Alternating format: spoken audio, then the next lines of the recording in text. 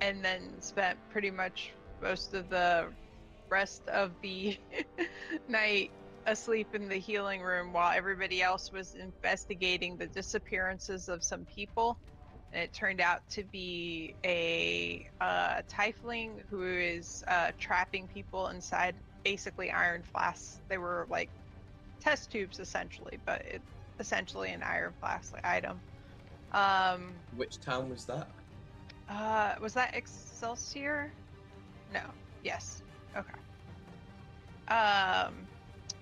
Yeah. So then you guys all solved that. I think Endis kept one of the flasks. They didn't tell him about.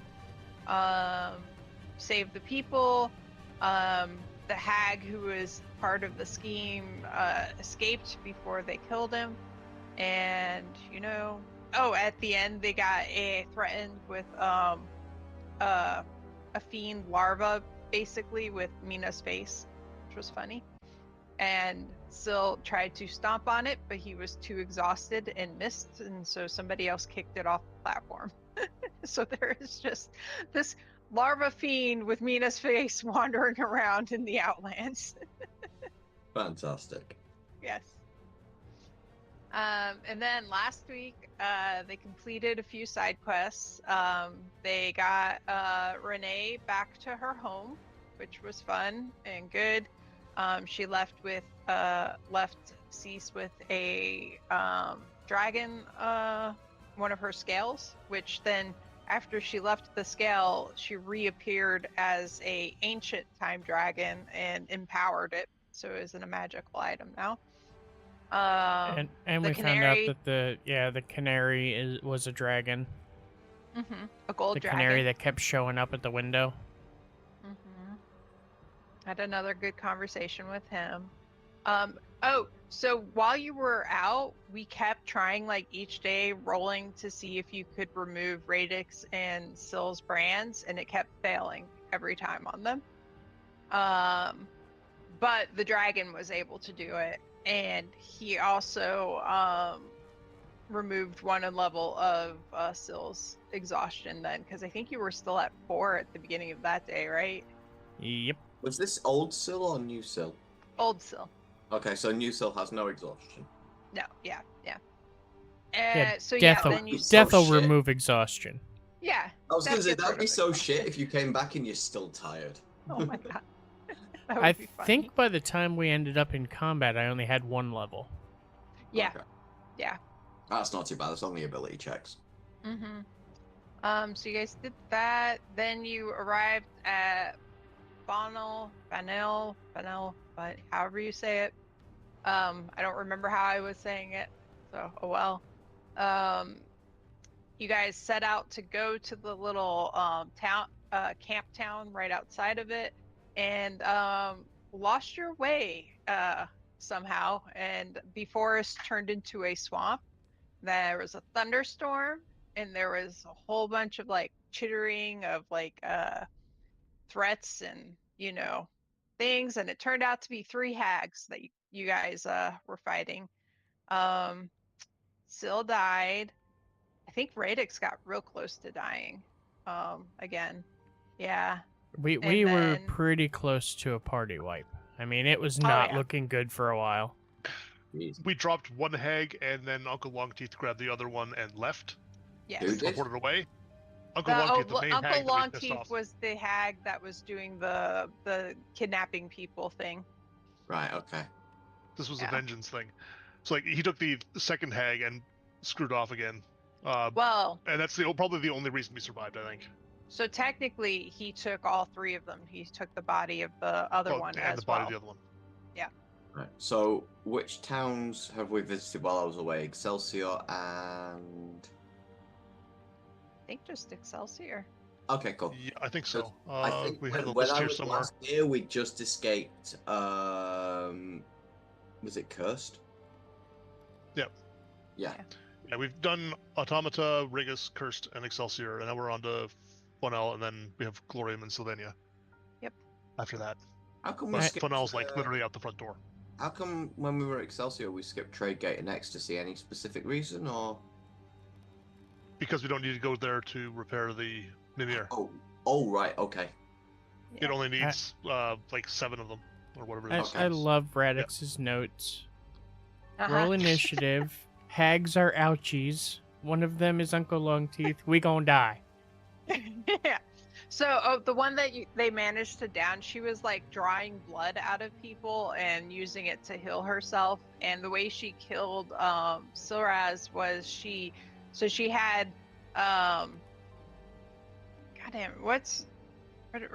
Kata grappled in one arm and Silraz grappled in the other arm, and she peeled Silraz's face off with her teeth. I was asleep at the time, though. Oh, I thought you were just. No, she had put me unconscious one way or another. Whatever ability that was. And there was a Goliath one underneath. Because I've failed that save 2 or 3 times trying to regain consciousness. That's right, because you still had the negatives for the saves and stuff. Yep. Okay. So after that, they went back to the castle, regrouped, found Silraz 2.0, freaked out about that a little bit, and that's about where we are. It was morning when all of that happened, so it's like midday now. Did you mention Cease's new wand? Oh, yeah, the Golden Dragon.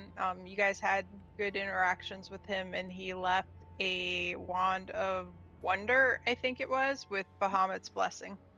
Nice. Mm-hmm. Oh, I have a question. So, the initial session from the one before this last one, like a brooch dropped for us, and we were debating who got it, and I volunteered to take it, but I don't know if I actually ended up with it or not. Oh, the brooch of shielding, I think it was. I think so too. Yep.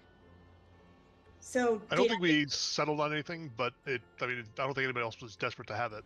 I was going to say, what does it just let you cast shield, or? It gives you resistance against force damage and immunity to magic missile. Yeah.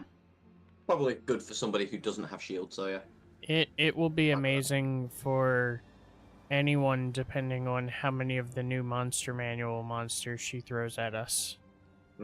Because there is no more. I don't know what you're talking about. There's no more magical bludgeoning, so anything that did magical melee damage is now doing force damage. So no one spoke up last time. Is anyone speaking up this time, or should I just add it to my inventory? I'm fine with it if anybody else has to know. So go ahead.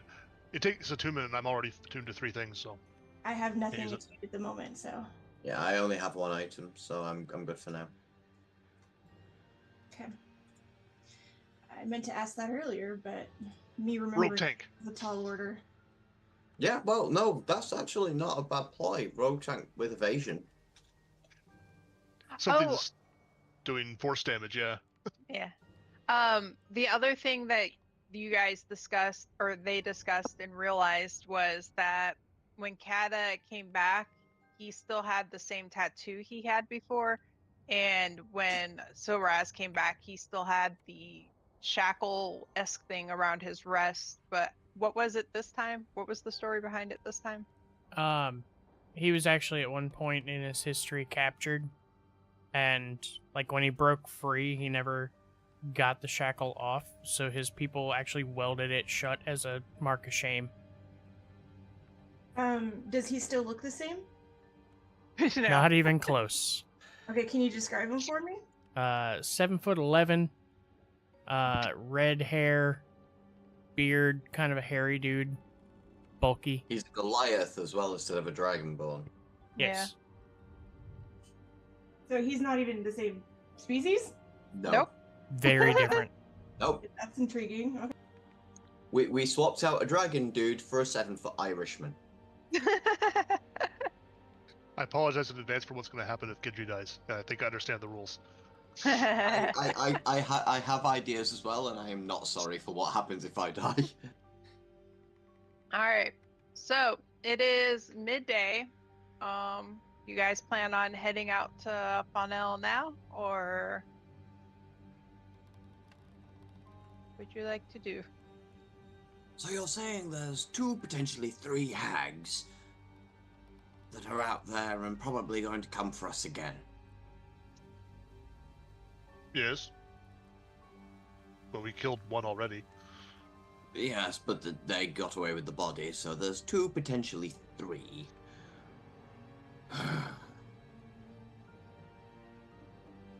It's almost inevitable that they're going to make an appearance again at some point. They can't have gotten far, surely.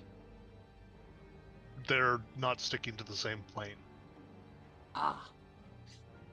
Never mind, they've probably fucked off long distance then. They did, I can confirm that. Okay. Gendry had mind spiked one of them, and that lets you track them wherever they are on the plane that they're on, and when they teleported, gone. Yeah, okay. Right. So they crossed the planar barrier. There goes that plan of potentially cutting them off at the pass, but I suppose we might as well head into town and just keep our wits about us in case they show their faces again.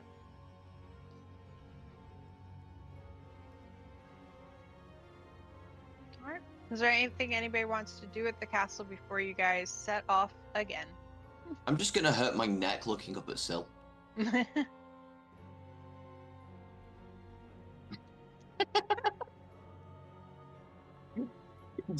Oh, that was another thing. You did notice his demeanor was a lot less. Everyone but me sucks. Yeah. Yes. Is he friendly? Like, is he just regular or friendly? Because even just being regular is a significant difference from previous being a curmudgeon of battle. He was fairly friendly to the point that it kind of like gave Cease the ick. Okay, so he was actually smiling too. He was smiling, which was also weird. No, that's brilliant. Thank you. Mina would have made 2 or 3 comments about liking this Selraz more, just like she likes the new Kato more. Death improves people. Kill everyone so they keep getting better.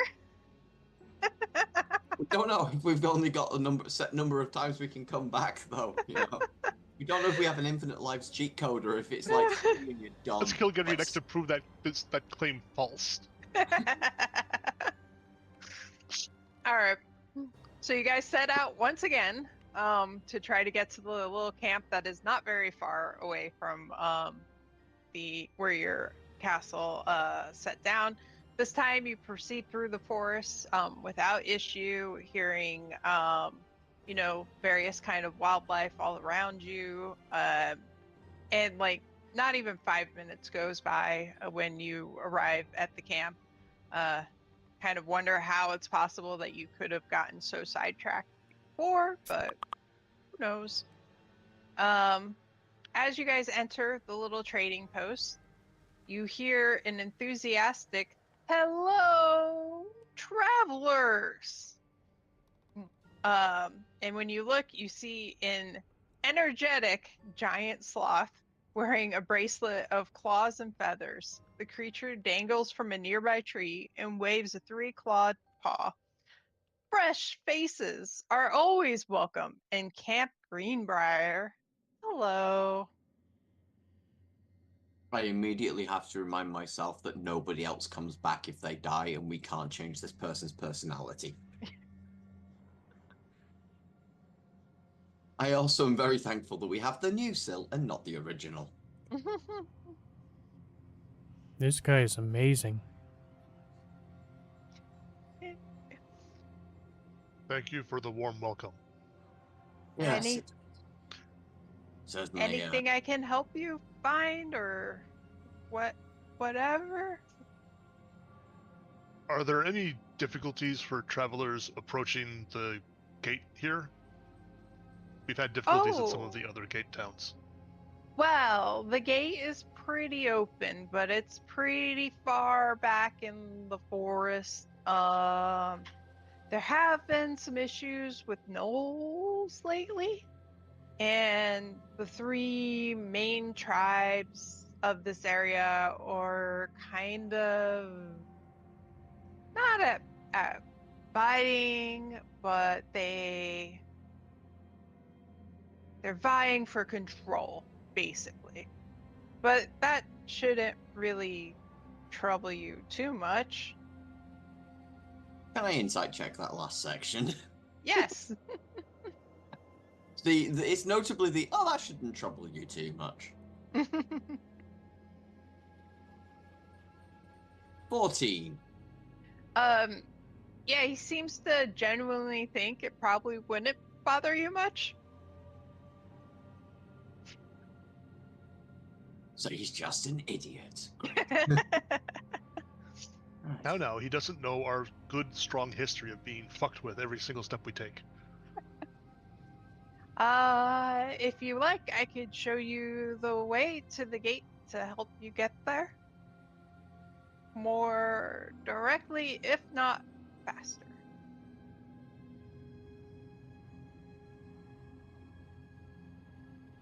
I don't think we have any particular rush. Do we? And I look around. Gendry looks around at everyone else. No rush here. Rather get a job done well than job done quickly. I'm never in a rush. All right. Let's go this way. And he hops down from the tree. Like, he just lets go and lands. And quickly for a sloth, but slowly for anybody else, stands up and starts walking off back into the forest. His movement speed is like about 25. So, again, fast for a sloth, but, you know. Okay, just quickly stating, this is me talking, not character. We are not adding this to have a new pet in another menagerie. Just saying, we are not having a talking sloth. Well, we did just get rid of a dragonling. I know. You guys are down a menagerie now. We have an open spot. We got rid of a boy spirit and a dragonling. 2 open spots. Exactly. Yeah. We are not taking the talking chill sloth. Speak for yourself.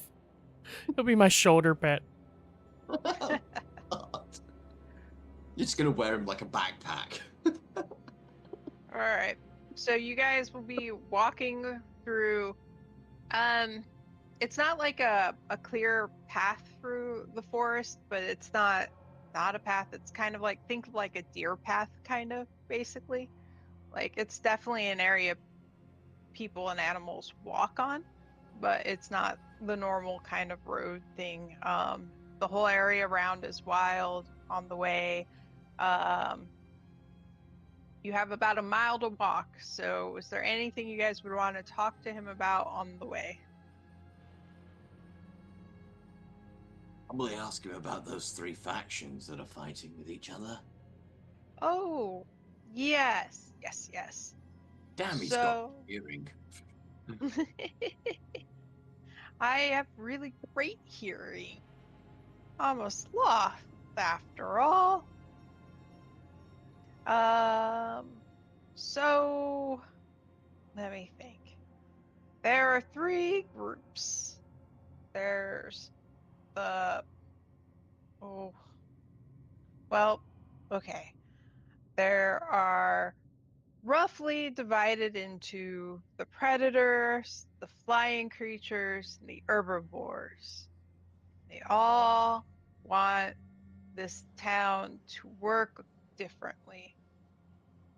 Like, the predators want, to be able to more freely hunt amongst the non-sentient animals, and the herbivores just kind of want everybody to get along and be friendly and work together. And the flying creatures, I think they kind of just really view themselves as being above it all, really. But they all want to be in control.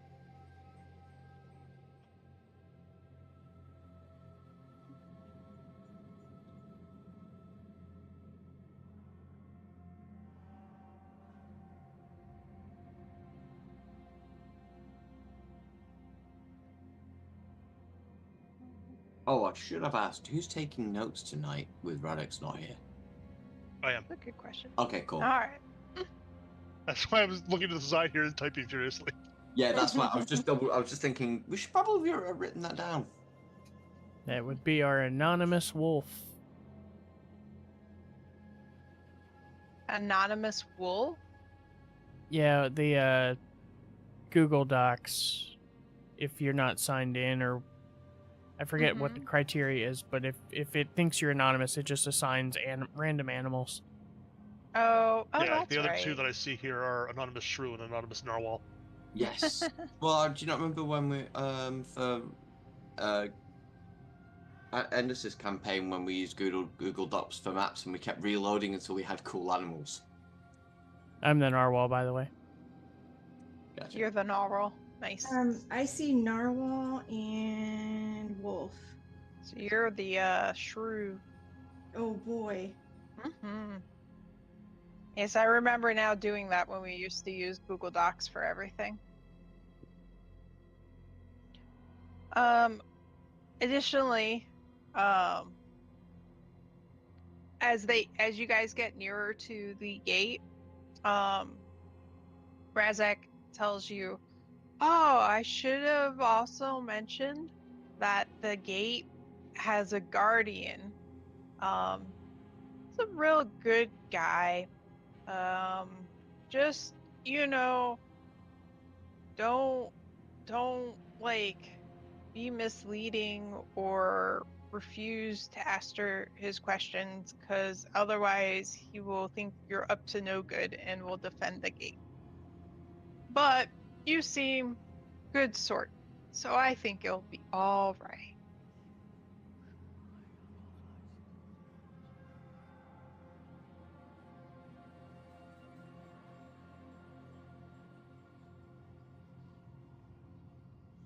What else do you think you've forgotten to tell us? I don't think so. Did I mention the nose? You mentioned the nose, yes. Okay. There are problems.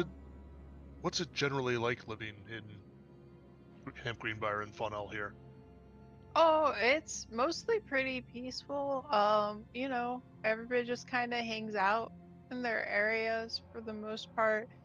Unfortunately, lately, because of the gnolls, people have been going missing. Like, they don't just stick to the non-sentient animals. They will go after people, too. Do you know what's causing people to go missing? The I gnolls. ask because, are you sure it's the gnolls? We came from Excelsior, a little bit around the rim, and they had a problem with disappearing people as well. And it turned out that there was a hag that was stealing their souls. Wow.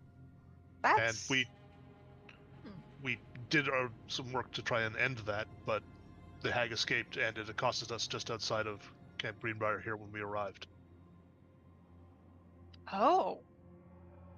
That is strange indeed. I did not know of any hags around this area. Huh. He may just be pursuing us because he's annoyed that we interfered with his schemes, but it may be connected. Oh. I will have to let the different leaders in the area know to be on the lookout for a hag. That is strange.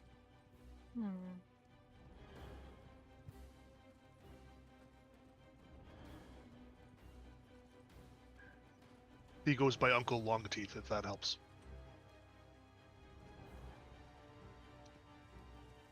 Hags have names.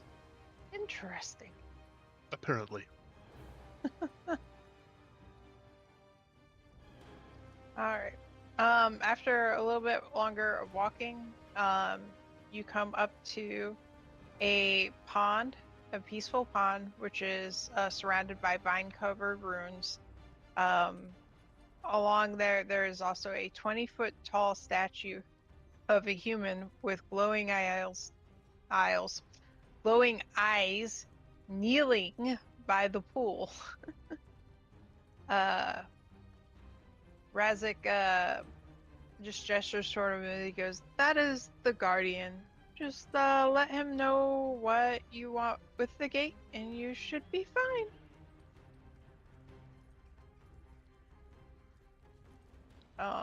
As you draw near, the statue stands up and like turns toward the group and looks as though he is waiting for something.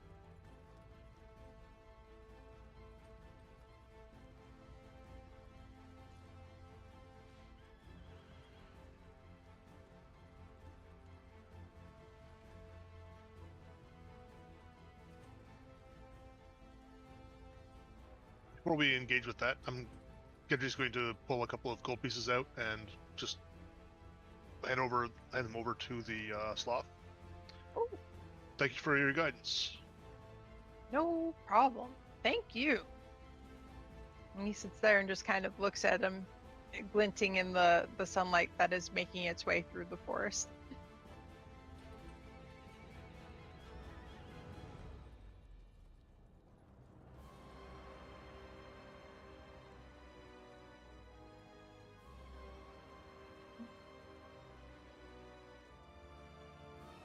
Oh, you tend to run these things, Gedry. I do. Would you like to explain our presence here? I don't think there should be a problem, and I'll walk up to the Guardian. As you walk up to the Guardian, he looks directly at you and goes, "What brings you to this gate?"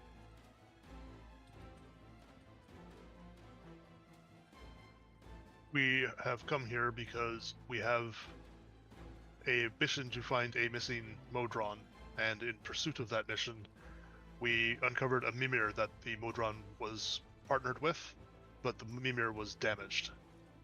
And to repair the Mimir, it needs to repair its knowledge of certain regions in the Outlands, including 7 of the gate towns, and the gate here at Funnel is one of those towns. We do not need passage through the gate, we just need to approach it and let it repair itself. He looks at you, and while he's staring at you, you feel a little like almost like a cold water had been poured over you a little bit, like shimmers across your skin. And he nods at you. He's like, "Okay, then, approach the gate." And he gestures to amongst the ruins a giant gate that's glowing green. I'll doff my wizard hat a little bit at him and then walk over to the gate. All right. And how will you describe Funnel? Funnel is a forested, idyllic place. The gate is deep in the woods, guarded by a statue that is a guardian that guards it against those with ill will. It is also surrounded by multiple different factions of groups, most important with regards to accessing the gate, 3 clans of gnolls, the predators, the herbivores, and the flying creatures, who are by turn aggressive, cooperative, and just above it all.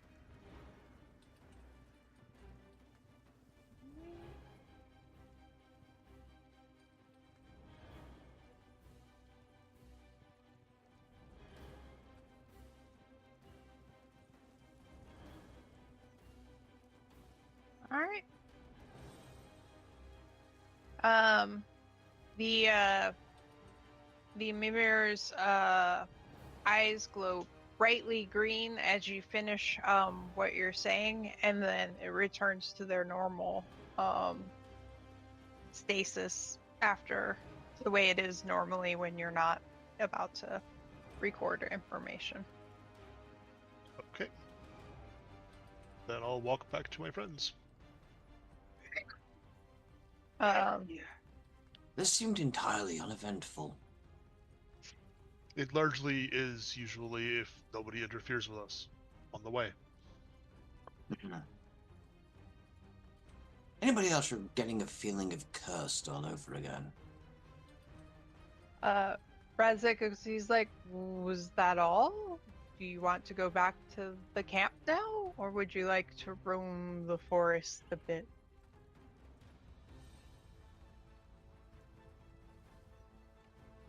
As I said to the Guardian, we are on a bit of a mission. It's not incredibly time sensitive, but I'm not sure wasting our time putting around is a smart idea either.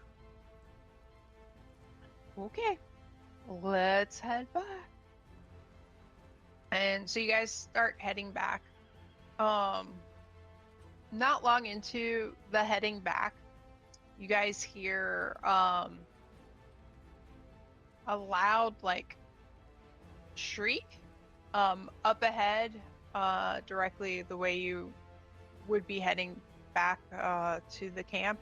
And then you hear a whole lot of what you would classify as like, you know, high-pitched laughing and snarling as well.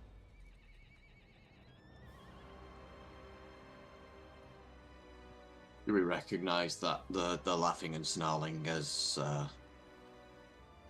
would that be gnolls by chance? You want to do a nature check? I can tell you. Might as well try with a flat roll. Let's go and see what I get. I don't know shit.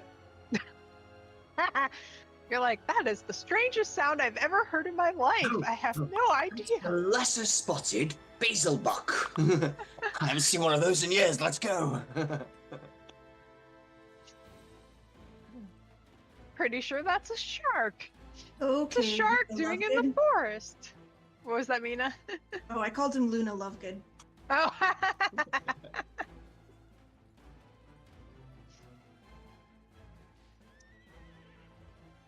It's always Yeah. the knuckles. Are you guys gonna continue on the path? Yeah, Okay, cool. but probably more cautiously than we were because even if I don't know what the snarling and laughing is, there was a shriek beforehand that didn't necessarily sound friendly. Do you guys want to try moving stealthily? Or just, you know, being more cautious?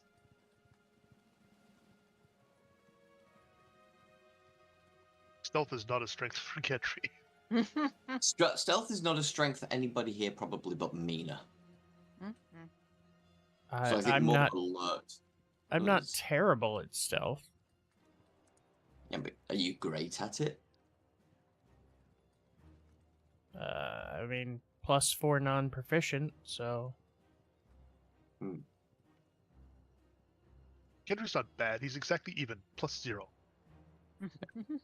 Please do tell me how a 7-foot red-headed Goliath stealths through jungle undergrowth. Very carefully. Nah, I'd say approach cautiously, unless anybody else has got a better plan. Right. I mean, did it sound like playful laughing, or was it like No, savagery? Okay. it was savagery. I would stay behind bushes and shrubs and trees and stuff and try my best to be stealthy, whether everyone else is doing it or not. Okay, that works. You either go ahead and do a stealth check. Yep. Okay, stealth.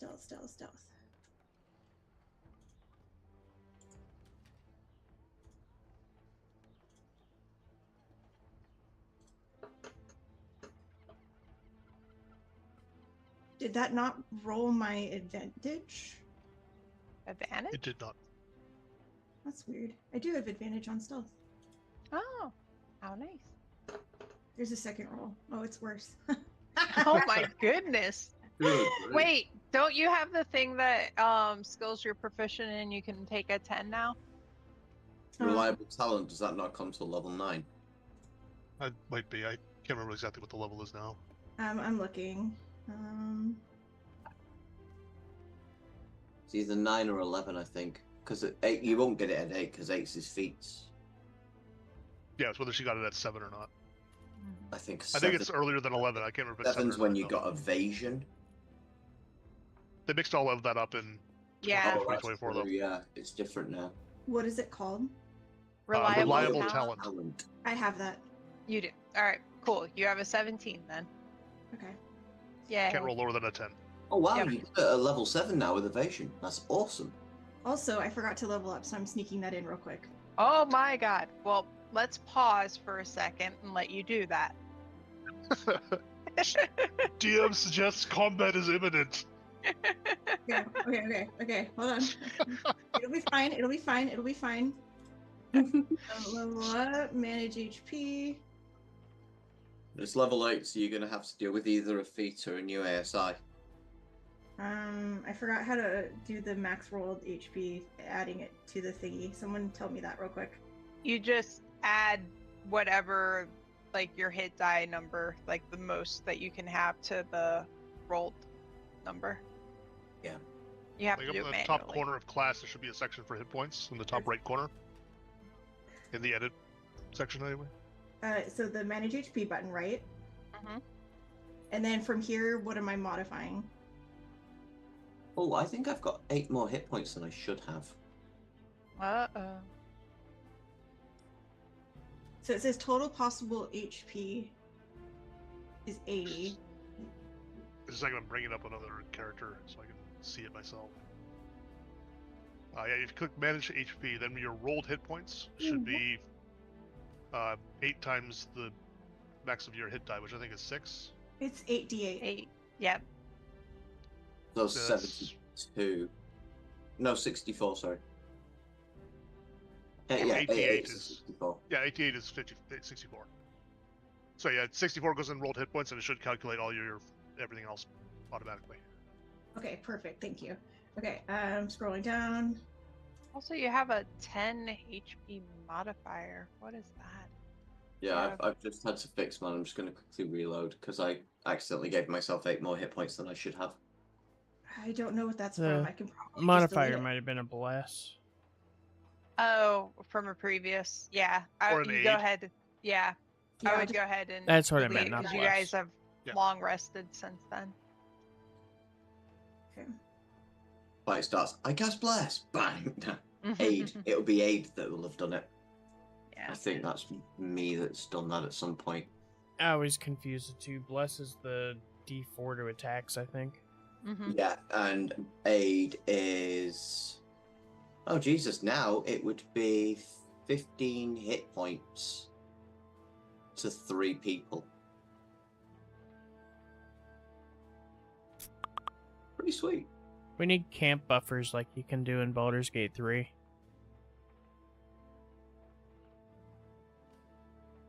Also, because I can do it at will, I'm just going to give myself false life. Which is 2d4 plus 4 hit points, 12.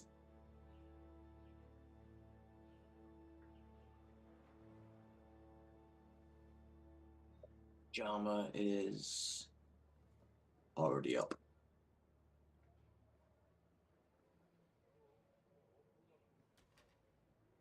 Yeah, the Baldur's Gate one though, you cheese that because you just do it in camp and then leave the priest at home. Yeah, I What's the get other one? I always the- get the big three cheese I three of use? the minions that you can hire, and make them all clerics, and then just Ah, have them buff everybody beginning a day because all the buffs basically last all day, most of them. What's the spell where the cleric takes half of the damage? And Warding you just Bond. and you leave them in camp, and they're still taking half of the damage even though you're the other side of the world. that's ridiculous. That's Yeah. dumb.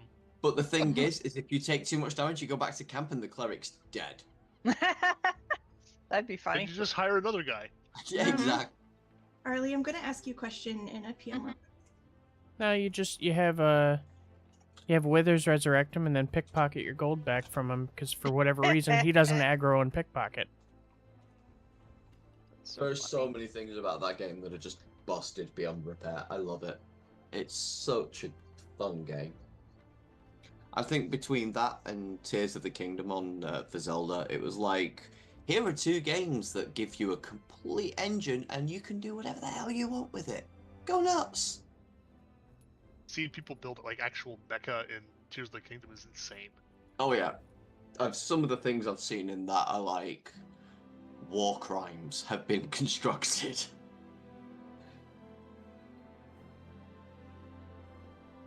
But between those 2 games, it was just a case of, like, how far can your imagination take you?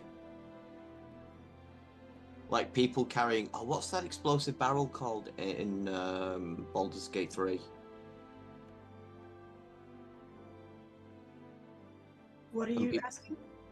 There's a certain barrel in Baldur's Gate 3 that's like a powder keg style thing, and when you detonate... But it's not, it's a liquid.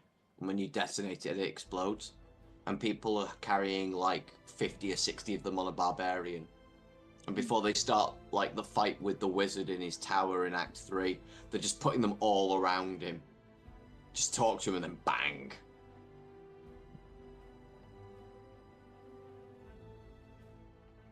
Awesome. While we're just waiting for Mina, I picked up a spell this level that I've never seen before, and I'm wondering if this is new with this edition. Elemental Bane. Yeah, that's new. It's freaking cool. There's a lot of really neat new spells that have been brought in. They take 2d6 of damage of that type every turn and lose all resistance to that damage type.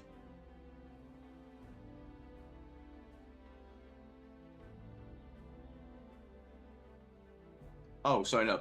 The first time each turn the affected target takes damage of the chosen type, the target takes an extra 2d6 damage of that type.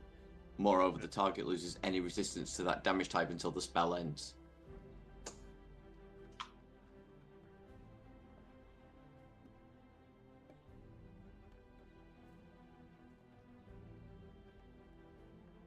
And you can pick Acid, Cold, Fire, Lightning, or Thunder.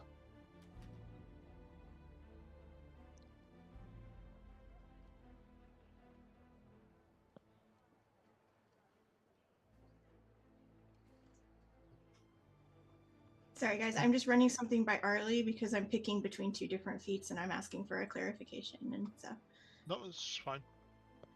I simultaneously love and hate D&D Beyond. Like, they added the ability to toggle rage on and off, but there's no ability for, like, other temporary buffs. So, 9 times out of 10, you have to create a magic item, and you equip or unequip it to get the buffs. I'm seeing something in AVTT which says roll settings. Yep. And you've got loads of options there. Yeah, what I need's not there. What do you need? Okay. Something. That decides it for me then. I'm good to go once I actually click this. Oh man, it has elemental cleaver. Thank you and sorry. I'm all done. That's all good. All right.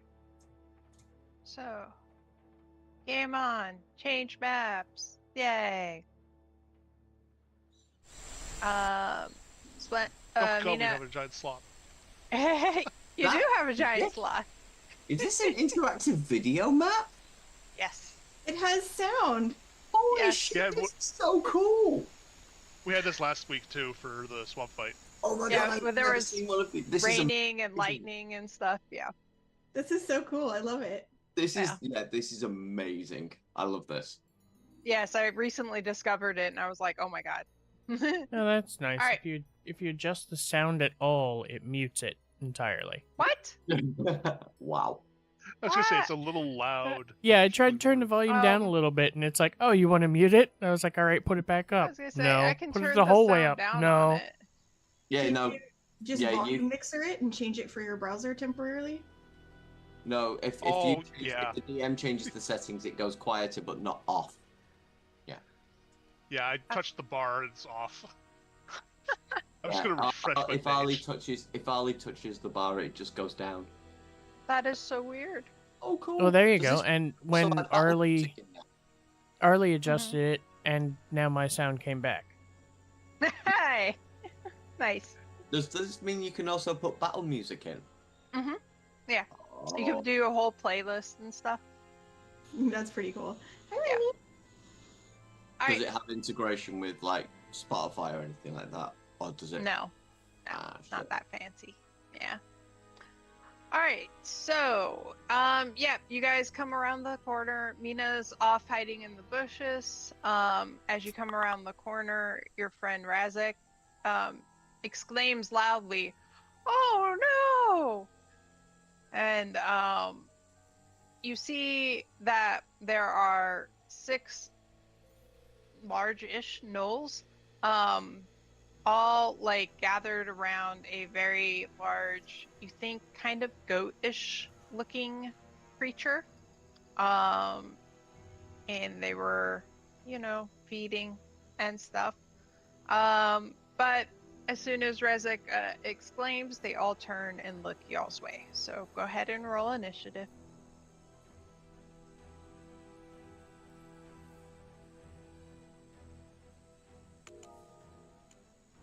Hey, a good initiative. 2 good initiatives. Coming. I just have to do notes. I have a +7, so it's actually not that good. Oh. That's funny. Well, like, I think it was last week you guys, like, nobody rolled over, like, a 10 for one of the initiatives or something. It was crazy. Yeah. Ridiculous. I don't mind if I'm going last for once, because usually I'm charging first, and it's like I have regrets.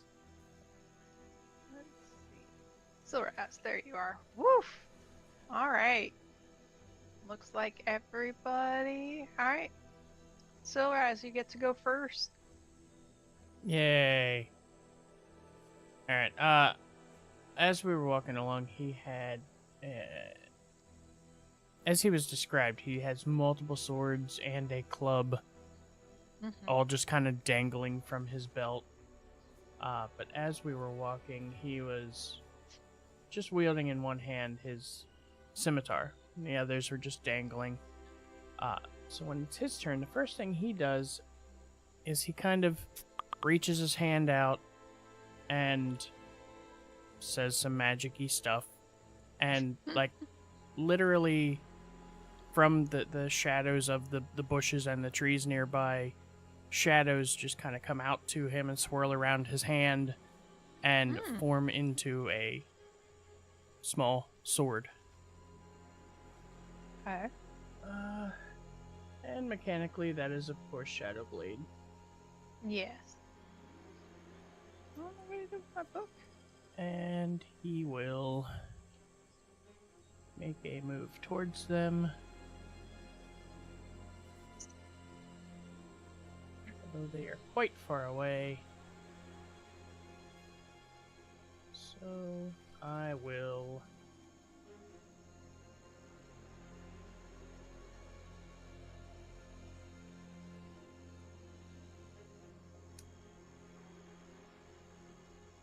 is the range. Can I hit it? The one closest to me, it looks like it might be orange. That one, if it'll This ping. one? Damn it. This one here? That one there? Yeah. Is that the one you meant? Yeah, I think that's I the am closest. going to shoot a poison spray at it. Ah, okay. 24 to hit. Ah, yeah, you hit him.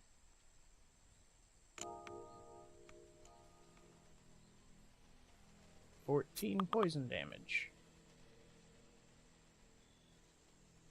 Alright. And that will be my turn. Alright. 1 second.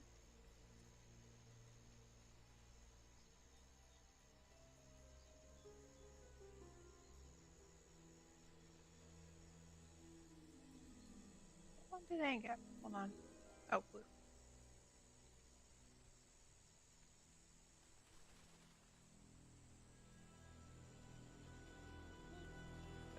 Alright. That seems like it hurts him a good bit. Oh no. I think Remy might have spilt her coffee. They were definitely looking at you very aggressively. There is no question about it. I mean, I they thought were I eating heard the that. goat. I thought I heard that, and then I thought, wait a minute, did I just start another needless fight? Well, It then would've what to been end the funny. needless fight? All right. Mina, it's your turn. He almost spilled it. I did catch it. But my Okay. straw is no longer functional. Oh.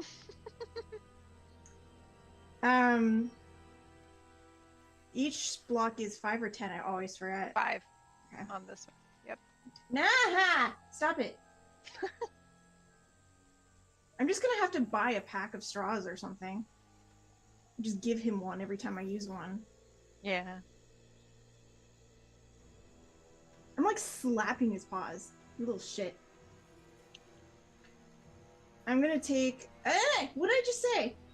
I'm gonna take a dagger from like my shoe or something and throw it at this one. Okay. Okay, so that's my roll to hit. Decent. Yep. You hit him. Okay. And here's my damage roll. Oh. Well. Only. Oh, for a dagger, you threw a dagger, right? Yeah. Okay. I was like, geez. Can I move and when I throw on the same turn? I forget. Oh, hold on. I was just thinking you were hidden, so I think you would have had advantage on that attack. Okay. Am I right? Yeah. So, that means you can use your sneak attack too with it. Okay. Let me find sneak attacks. I always forget how to calculate that. Here you go. I was going to say, you might want to re-roll your to hit in case you crit. Okay, I can do that. Yep. I'm really distracted by this little shit. Yeah, no. Okay, cool. Stop! Stop it. We're gonna throw paws. All right. Cool. Is that it for you, Mina? Yeah. Gedry, your turn.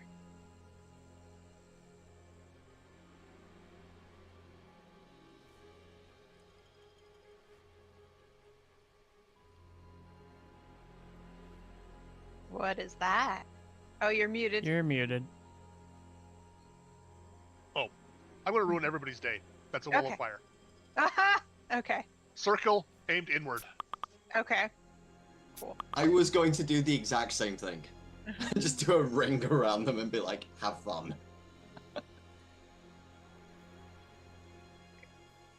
Okay, so it's Go ahead. a dex save for everybody who's inside. All right. Let's start with purple first. Where's Dex? There we go. Purple gets a natural 1. Orange gets a 12. It's easy 17, so. Yellow gets an 8. Wow. Red gets a 14. This is not going well.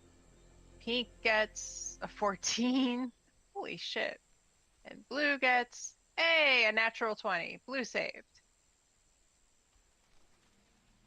The rest failed horribly, though. Okay, where's my damage? So 23 fire damage to everything that failed, and then half that, so 11 if they saved. All right. Blue saved, right? Yes. Yeah. Yeah, he was the one that saves.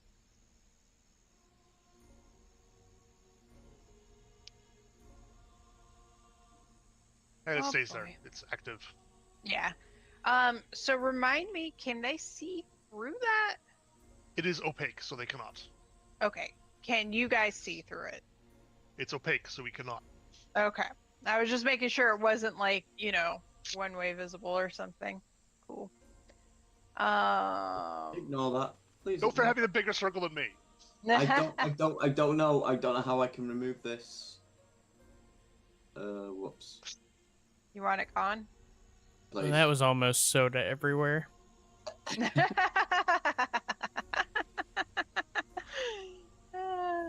That would have been funny. Oh, the casters bickering about their circle sizes. It's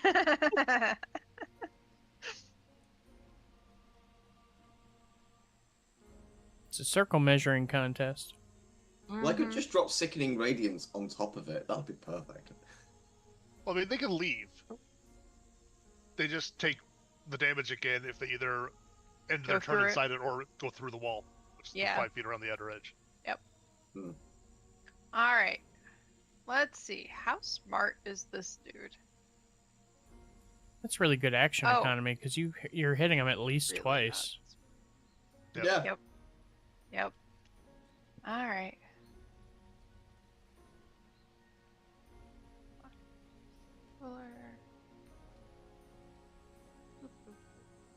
Yep. And if they go backwards or whatever, then we have cover from them at that point too. 'Cause Yeah. they and everything. All right. Does he make a save again as he goes through it? Yeah. There's a save every time they take damage. Okay.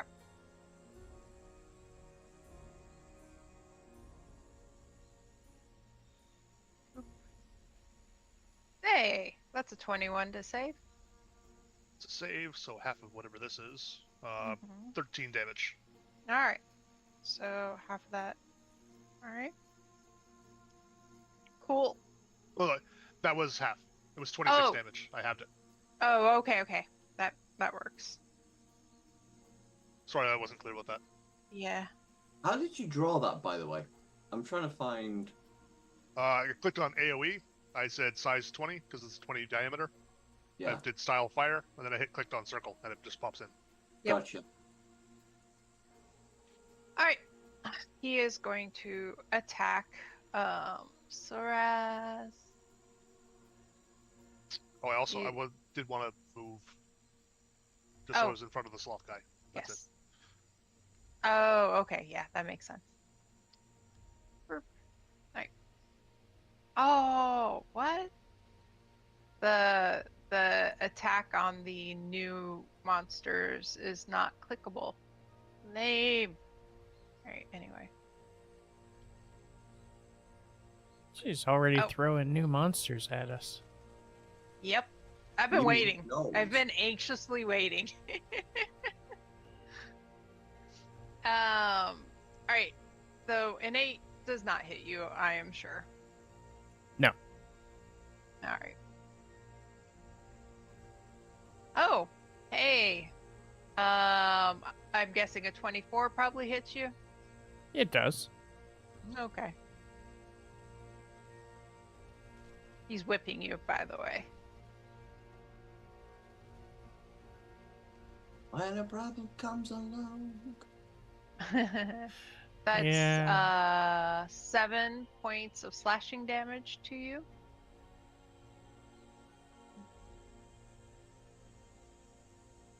And yep, you're not bloodied, so. Oh, they The have an next effect one. when you're bloodied. This one, yep, he's probably gonna die, but this is what he does. I think Knolls always had that. Well, they have something in D&D where in BG3 where when you're on low health they go frenzied.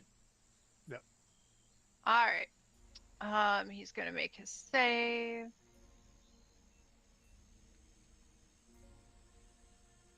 That is a fail. 21 fire damage. All right, he runs out. As he runs out, he's like, all on fire and falls at your feet dead.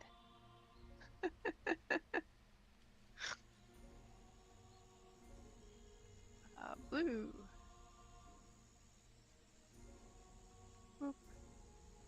Just gonna stop there though. Boop. Oh. Oh. That's not what I thought it was, but okay, he saves. Half of 21 is 10. All right.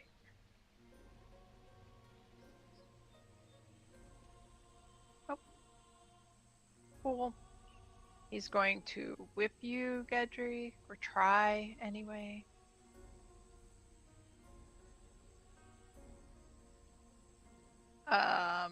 14 probably doesn't hit. That's a miss.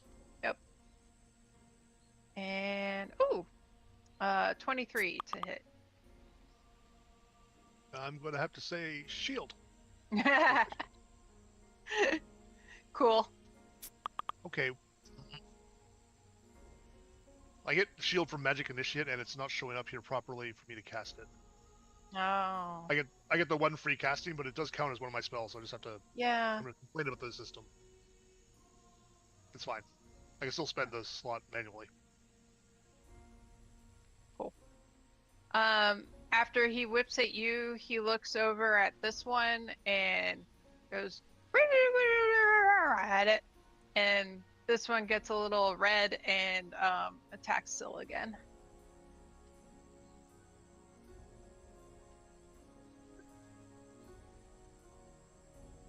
For math, 21 to hit. I will shield. You're shielding. Okay, cool. It's his turn. We got orange. Double check. Distance. Yep. Yeah, nope. Yep. Brr, brr, brr, brr. Brr, brr, brr, brr. Does he save? Ooh, he saves. Good dice roll. 29 Jesus. is halved to 14. Yep. This firewall is doing some work. Alright. Gonna try and whip you. I've been looking for an opportunity to use it. This was perfect. Oh, actually, I meant to put him there. Yeah. Honestly, I had the exact same plan of wherever they turned up at the end of my turn. I was like, well, they're all going to be nicely clumped up, I bet. Well, that is definitely a miss. And Her that AC is is still a 23. miss. Yeah, he just rolled 2 10s. So, not even close. This one turns to this one, makes the same river, and then this one's going to attack you again. Or try to.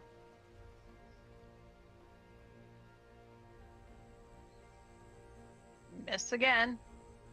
Wow. I feel like I've inherited y'all's rules. Alright. Barnabas, it's your turn. Okay, I am going to not cast Wall of Fire now because they're a bit too close to everybody else. As hilarious as that would be. No, I'm going to go, hang on. I can't, oh, hang on, I've got to go back to select, that's why. 5, 10, 15, 20, 25, 30 to this one here. Bonus action, I will cast Spirit Shroud. Okay. Only instead of the spirits looking like scary and dead and such, they're kind of like angelic and very light in nature and golden. Oh, cool. Yes, because I will be dealing radiant damage. Please ignore that. That was meant to be a cast, not a damage roll. Shame because it was an 8, but I actually do 3d8. So first attack, I'm going to attack this guy straight up.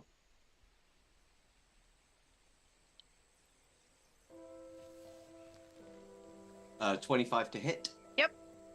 So that is 15 slashing damage plus, 1 second, this is where it all gets a bit funky. You don't have to worry about it. He's dead. Oh, okay. I had a load of radiant. I had 3d8 plus 5 radiant damage to roll. So for my second attack, I will... So I can't move any further, but I don't need to. Did you use all of your movement? Yeah, 30 feet. But I don't need to move. I'm going to do this.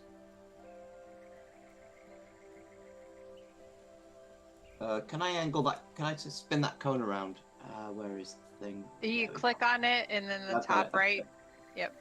Can I? Yes, I can. I'm gonna fire breath both. Hang on, that's not based on me. There it is. I want to see if I can fire breath both of them and miss Syl. Yeah, that's fine. Yeah, okay, there you go. So I need a Dex save DC. It's only DC 12 from both of them. Okay. Come on. That is a 12. Okay. And that is a 13. Well, they take half of this, Okay. which is 10, so they take 5 fire damage each. Alright. Because they weren't burned enough. Yes. And then And- the other one is yellow. Yeah, and that's my turn. Okay.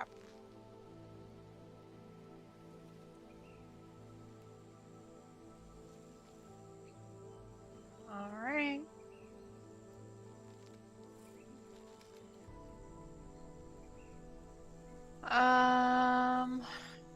Red's turn.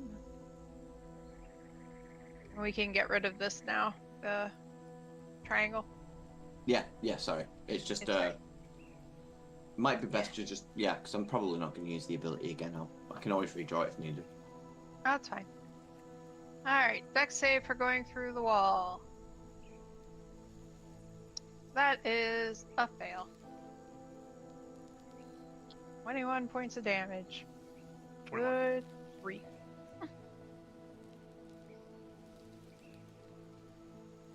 Alright.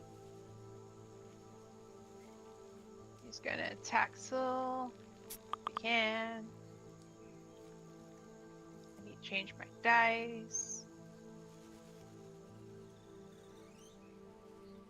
Wow. He's gonna yell at yellow again. He's gonna get mad. Attack Syl again.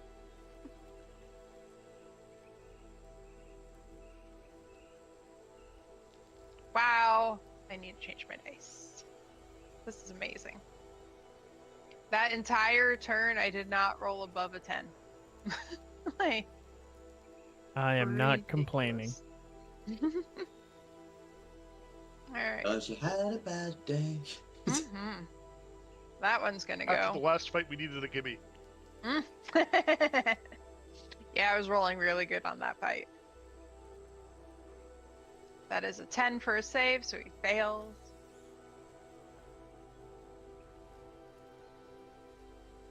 It's 28 fire damage. Ouch! Alright. He 2 runs 8s and a through. 6 in there.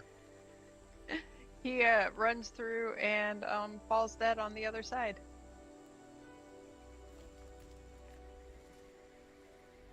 Alright. Our little sloth friend is looking a little scared and just backs up a bit. So Raz, it's your turn. Alright. I'm going to sidestep here. And this is going to be weird. Let me double check the wording on something to make sure I can do it this way. Okay. Where are you? Yeah.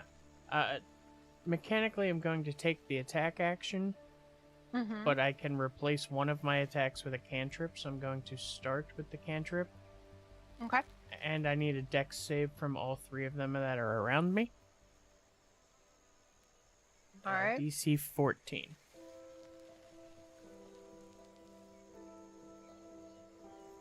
Fail. Save. And save. Well, the one that failed takes... Oh, good. 3 force damage. That was worth it. Well, he only had 1 hit point left anyway.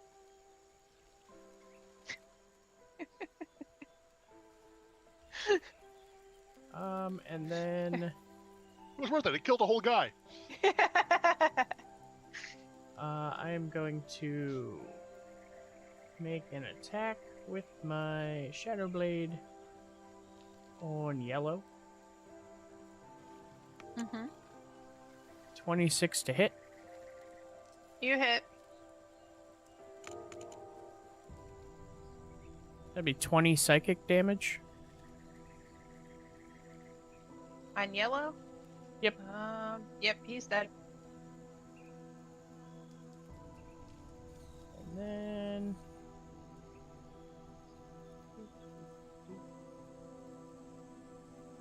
what is... Actually, it doesn't matter what the wording is, because I'm going to use my bonus action to attack with my scimitar, the only one that's left. 23 to hit. You hit him. 10 slashing. 10 slashing? Yep. Okay. He's still up. And then I will make a nick attack with my Shadow Blade. 25 to hit. Yep. And 20 psychic damage. No, don't eat that. No. Alright, go. How much damage was it? 20 psychic. Alright, he's dead.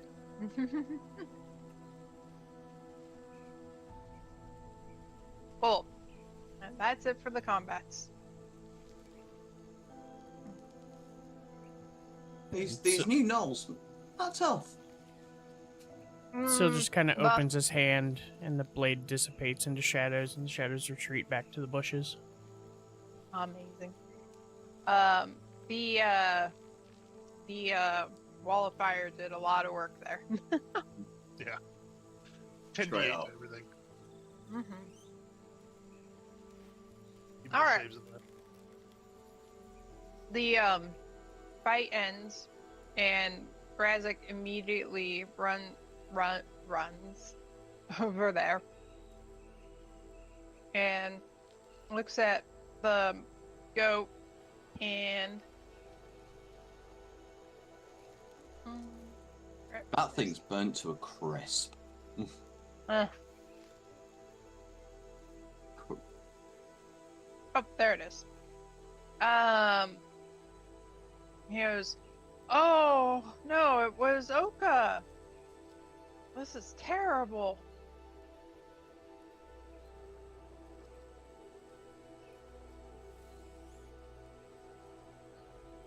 Sill's busy checking the gnoll corpses.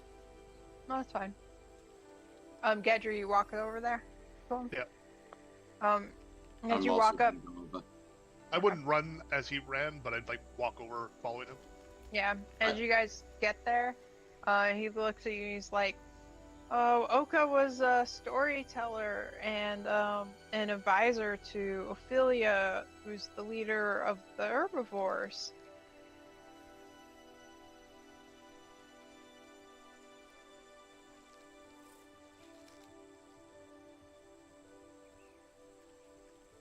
Tragic loss then, but at least they've been avenged. Yes, these gnolls are getting to be a real problem. Huh. Do you know where they're coming? Do you know where they're coming from, perhaps? I don't. But they seem to attack the herbivores most, so it's possible they could be allied with one of the other factions, or it could just be a random thing.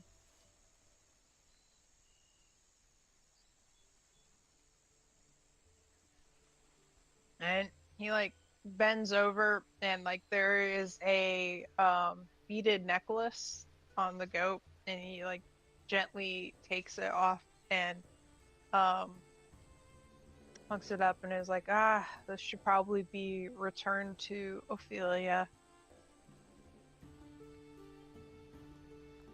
And he just looks kind of dejected and sad.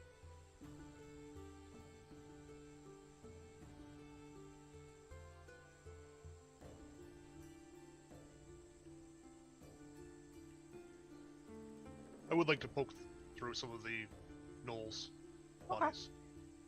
I'll- See what- Badly is. I mean, I'm assuming, apart from the fact that she's possibly now slightly singed as well, but how dead was she before? Oh. She was completely dead. They were like eviscerating and starting to eat her. So Okay, no, She that's was never mind. very well dead. Not Hopefully. within the plans that I had for her. I mean, the burning finished her off, but you know.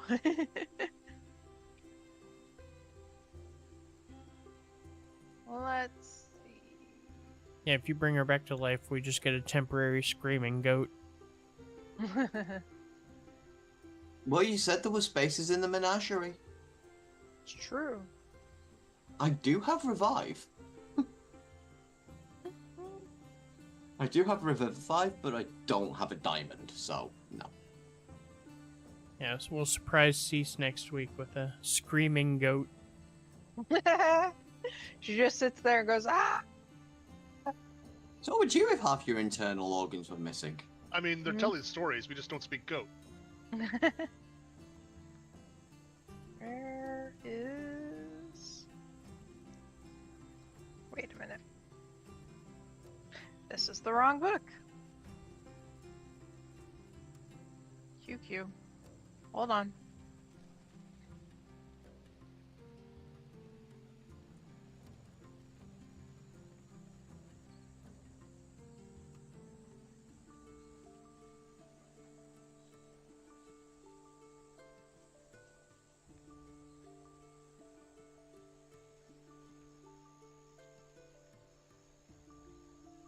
I was like turning the pages and like none of this looks remotely like it should, and then I realized I had the wrong book. Alright, let me see here.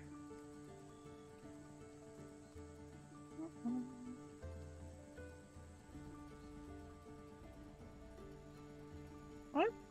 Alright. They just have each have a bone whip, and each have 4 bone javelins. And it looks like these guys actually weren't wearing any kind of armor or anything. Well, that's nothing else. nasty bullshit, and I don't want anything to do with it. Yep. It's very gross.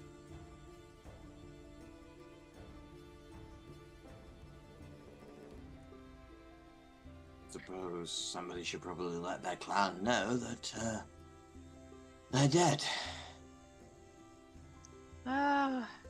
Yeah, I can head that way, let Ophelia know, I guess. It's just sad. I wish there was something we could do about these people.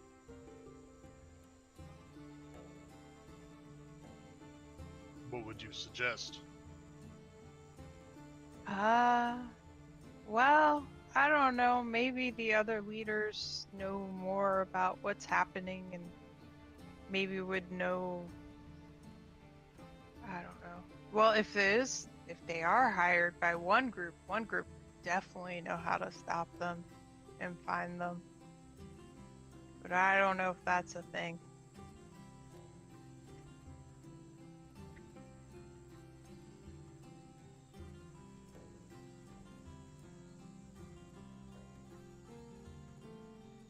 Well, I suppose we should probably start by letting them know about this and then work our way from there. Yeah. Well, we're remarkably close to the camp. I could show you the way to go to the herbivore camp to let Ophelia know, and I should probably go back to the camp to let them know how close the gnolls are. This is very distressing.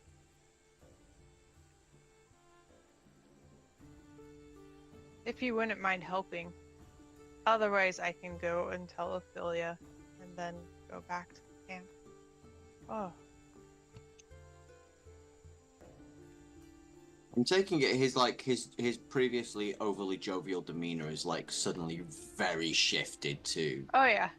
He's very, very distressed. And quite an empathic, emotional being. Mm-hmm. Okay.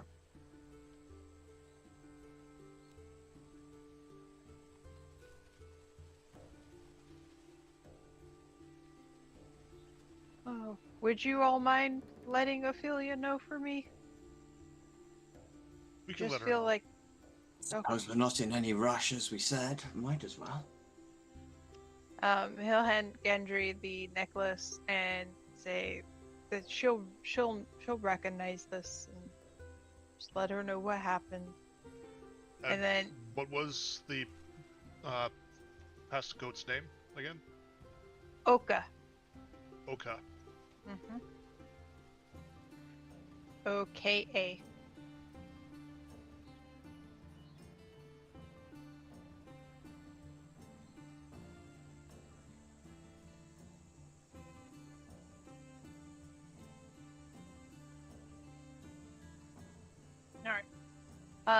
And then he takes you to a slightly more well-defined path off to the side. And he's like, you can just follow this one for about a mile, and it will take you right to the Heart Delta.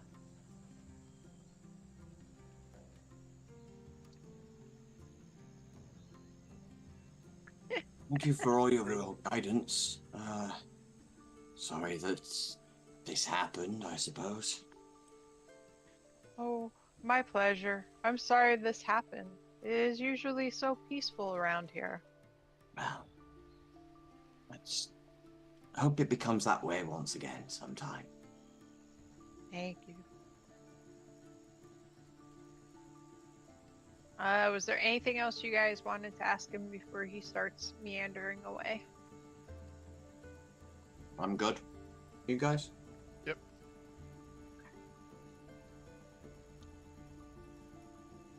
Okay. Where'd it go? There it is. Alright. The holding app.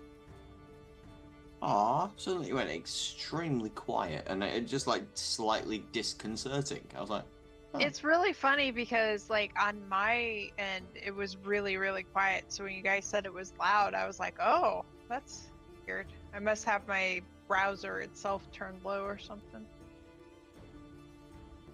Alright. So you guys are able to follow the path pretty easily. It takes, like I said, about a mile to get there. And then as you go, you notice there are sleepy rivers that wind through a sprawling expanse of high grasses and fruiting trees. Giant herbivores such as long-necked giraffes and brachiosaurs munch on tall vegetation, while herds of bison, gazelle, and goats wander in the surrounding plains. In the distance, there's a rock formations encircling a broad crater.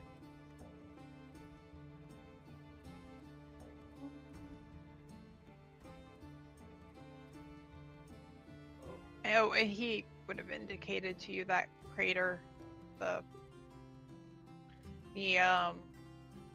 rock formations around the crater was the hollow where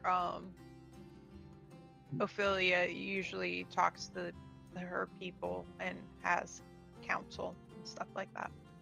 This temporary layover screen, by the way, has Syl's old character on it. It does. I haven't updated it. Okay. It's been a while since we've been there.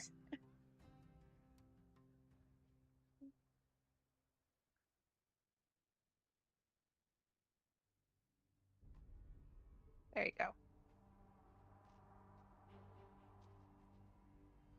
He has a heart-shaped nose. Well, this is the crater that I think that he was telling us about.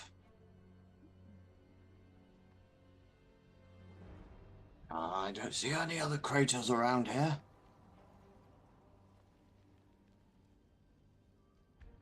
Right. So if you keep going over to the crater, you'll see there's a horseshoe of people around. In the middle is a very large elephant sitting, talking to those gathered around her, having conversations. She looks up as you approach and goes, "Oh, some newcomers. What brings all of you out here?" Unfortunate Greetings. tragedy. Yes, I'm afraid we come with sad news. What? What news? Which one of us has the necklace? Gentry. Okay. Oh. We were visiting the gate here, and on our way back from our business, we ran across a group of gnolls who had taken down and murdered Oka. And I'll hold up Oka's necklace. She gasps and reaches out for the necklace. I'll hand it to her. Okay, she just holds it and she's like, "Oh, this is terrible. So, oh, terrible. It's probably Ebenclaw. God, this has gone too far. Too far." It's insufficient, but the only thing I can offer is that those who were responsible did not survive the encounter. Well, the ones who immediately did it, but they were probably sent on behalf of others. I appreciate you avenging her, though. Have the gnolls been in trouble for a while? Just recently. I think Ebenclaw has allied with them, and he probably sent them after Oka, since I recently defeated him when his predators attacked one of my herds. This was probably retaliation for that.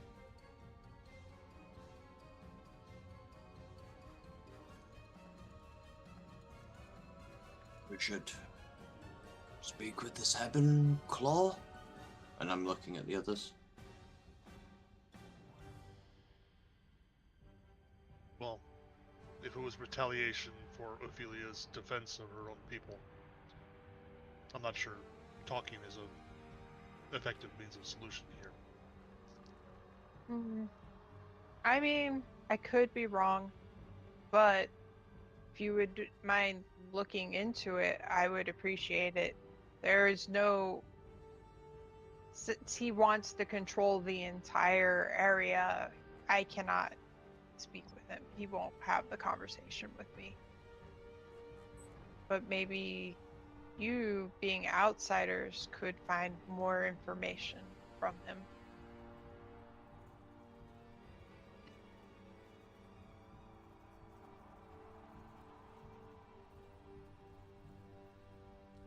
Where would we find this Ebenclaw? Oh,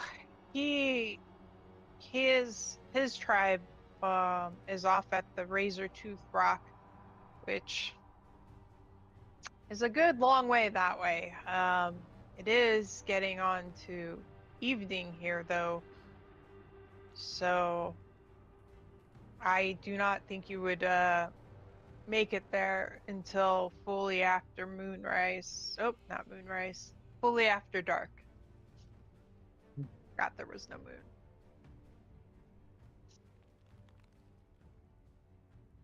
That would seem unwise. Yes.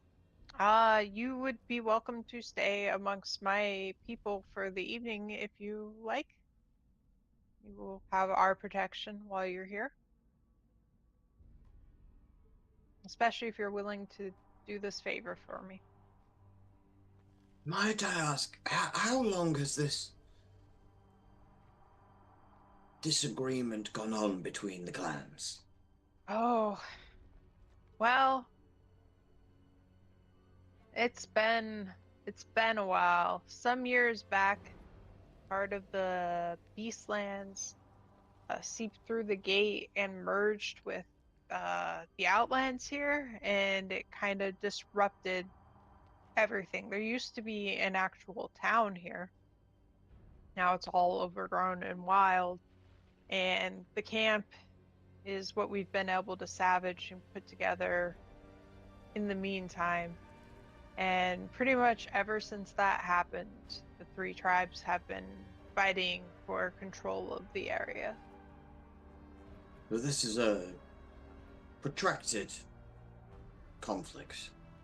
Yes, we've been at a bit of a standstill. And has anyone ever used gnolls before, or other creatures or people outside of their tribe to fight for them? No, this is a new problem.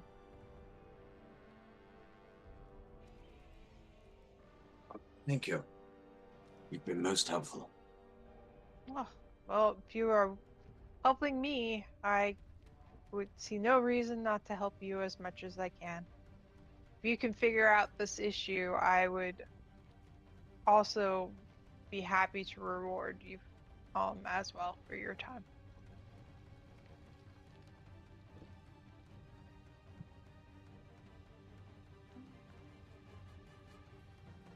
Well, we could go over it in the morning and see if something can be wrought out of all this.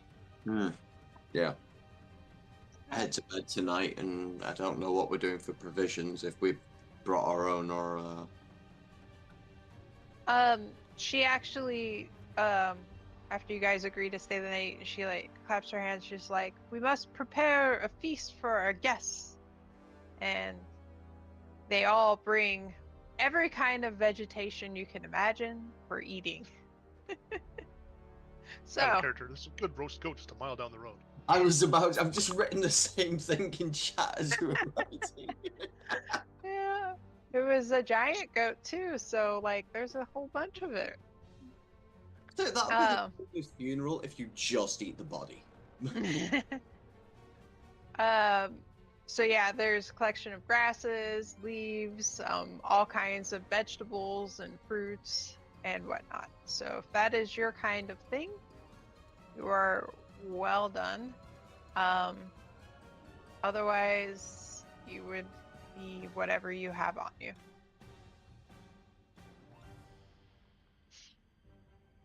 That's what I was thinking. You played an elephant person. Yes, but Aloxodon actually has humanoid hands. Yeah.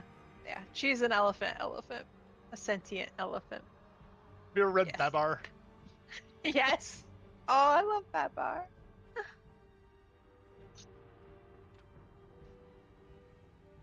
All right. Is there anything you guys would want to do during the night here or before the morning? I would ritual cast Leland's tiny hut. Around wherever we're sleeping. Just as a security measure. Cool.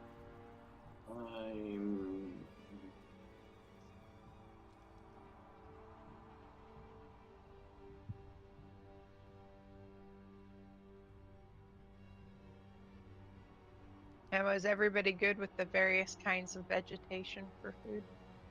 I'm Yep. just curious. Perfectly happy with whatever fruits that they have there. I mean, I would partake, but it wouldn't be like, oh, this is my top-notch meal. Yay! I've been waiting all day for salad. I'd probably have some, like, jerky stuffed away somewhere that I could be like, meat. Cool. Pocket bacon. Pocket bacon. All right. Well, the night passes uneventfully, and you guys are good to head out first as soon as you're ready to go in the morning. Oh my god.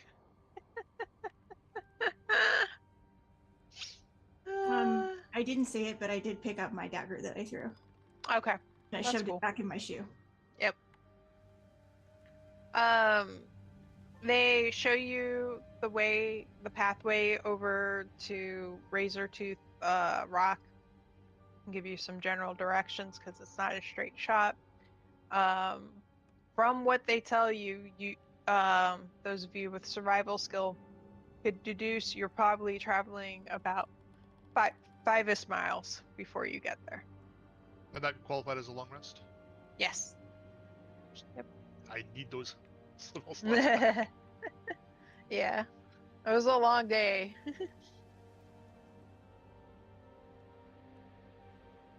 All my third and fourths were gone. Oh, yeah. Oh, that's right, because you, like, counterspelled all the hags a ton, too. Forgot about that. Was that the old hag stat block? Yes, because it was before the Monster Mania came out. So I was going to say, a lot of casters now have, like, non-counterspellable stuff, I believe. That is amazing. Well, it was just becoming too much of a staple, you must bring counterspell, so I think they started making it abilities that you couldn't interrupt. Yeah, I mean, we're also using the new counterspell, which is just a con save by the person targeted by it. So Yes. it's so much easier to run. I meant the shoes that Sil posted in the Slack channel. Okay, those are awesome.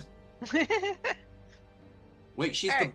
Does that make her like the... Oh, what was that Bond villain like in the 60s? The angry German woman with the knife that came out of a shoe. Oh, I don't remember. It's the one that they parodied in the Austin Powers films. Yeah, it's been a long time. Alright, so as you near Razortooth Rock, you pass through an arid land of stark rock formations and rugged cliffs stretches ahead. Amid the dust, brush, and murky streams doze groups of wolves, tigers, hyenas, crocodiles, and more. A fang-shaped peak rises at the center of the wilderness, its surface etched with paths and caves. That is, as they described, Razortooth Rock to you guys.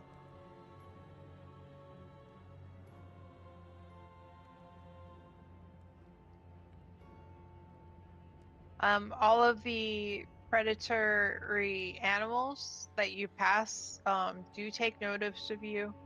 A few of them do begin to follow you as you pass, but they're clearly not stalking you guys, you know? They're just, you would get, like, they're more curious about what these weird people are doing in their land, basically.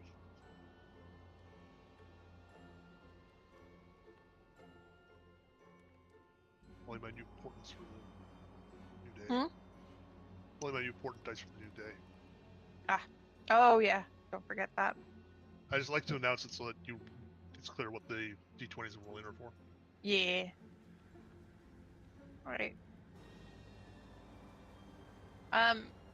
As you get to, as you arrive at, Razortooth Rock. I don't know why I can't say that. Razortooth Rock. You see there is a black panther lazing in front of it. He sees you as you walk up and kind of eyes you, like gives you a cocked, head look and says, "What brings a group such as yourselves into my land?" Ah, greetings. We're here investigating the sudden recent appearance of this gnoll plague you seem to be having in these lands, and was hoping you might know things. You say the gnolls, and he like openly just like growls a little. He's like, "Ugh, the vile hunt is a plague on these lands. They're terrible." The vile hunt, you say? Mm-hmm. Yes. They're, I don't know, I think they worship some evil god or something, but they are an organized group and we've been doing our best to hunt them down, but they have eluded us thus far. So no, He says, where they may be. well, he says they have eluded us this far with a tone of like vexation mixed with like confusion, like he doesn't understand how they haven't been able to track them down, basically. I wanted to get that out in case it changed your question. Yeah. Well, at least we now have a name. What interactions or dealings have you had with this vile hunt? They, for the most part, seem to be focusing on creatures with less defenses, but they have killed a few of my people as well. We kill any that we find, but So there's no enmity between you people here and the herbivores? oh, I wouldn't say that. Those people are just don't understand what it takes to keep an ecosystem going. They just want to sit around and sing Kumbaya all day. I was referring more to an active enmity rather than a political disagreement. One of their number was murdered by some of these gnolls, and they pointed us in your direction. Oh. Who? Oka, if you know of her. Oh, I do know of her, but I did not know anything about her passing. That is a blow for Ophelia. She was one of her closest friends. Yes, they seem to think that you may be feeling a recent slight against them, and that this could have been possible revenge. When you say that, he full on like growls and roars. It says, as if I would need somebody else to fight my battles. She got lucky that day, that's all. Insight check. Okay. 22. You don't get deception from him, but he is clearly like his pride is wounded. He does consider it like, you know, something that he feels very wounded over, you know, personally. But you also don't get that he is lying about not having any knowledge of it, of Oka's death. You, if I may say so, you strike me as the honorable type that whether you win a battle or lose a battle, the important thing is that it's you who fights it. Of course. Not have someone else do your dirty work. What would be the value in winning if somebody else does it for you? See? Well, that's a shame, because it seems we're hunting these gnolls. You wouldn't be too upset with us if we were to deal with them, I hope. Oh my gosh. If you could take care of them, that would be incredible. Well, we downed 6 of them when we encountered them at Oka. So, here's hoping. It's also much easier if we're dealing with a random clan of bandit gnolls rather than the entire Evanclaw tribe. Indeed. So, you say you've had skirmishes with them and you've tracked them. Would this have been your scouts, your warriors, your hunters? Who's probably best to talk to about, you know, pinpointing some rough area for a location? Actually, you might consider talking to Parvaz, the giant eagle. His people have access everywhere, fly everywhere, and tend to see everything that happens around the forest. However, he also is not always willing to share his knowledge. You think that in exchange for us dealing with this vile, what was it, vile hunt, that he would be willing to give us a location? You know, it's kind of like a we're doing them a favor thing. There's potential if you could convince him that it is in his interest to help us end this threat. That would be, he would help you. I don't know if you'd be able to do that. If you can get the location of where they're coming from, please return and I will aid you in taking care of this menace. And the name of that eagle was? So when Uh, I said it, but I didn't catch it. yeah, Parvaz, Parvaz. T'Challa. You said we got up there and saw a Black Panther. It's true. Yes.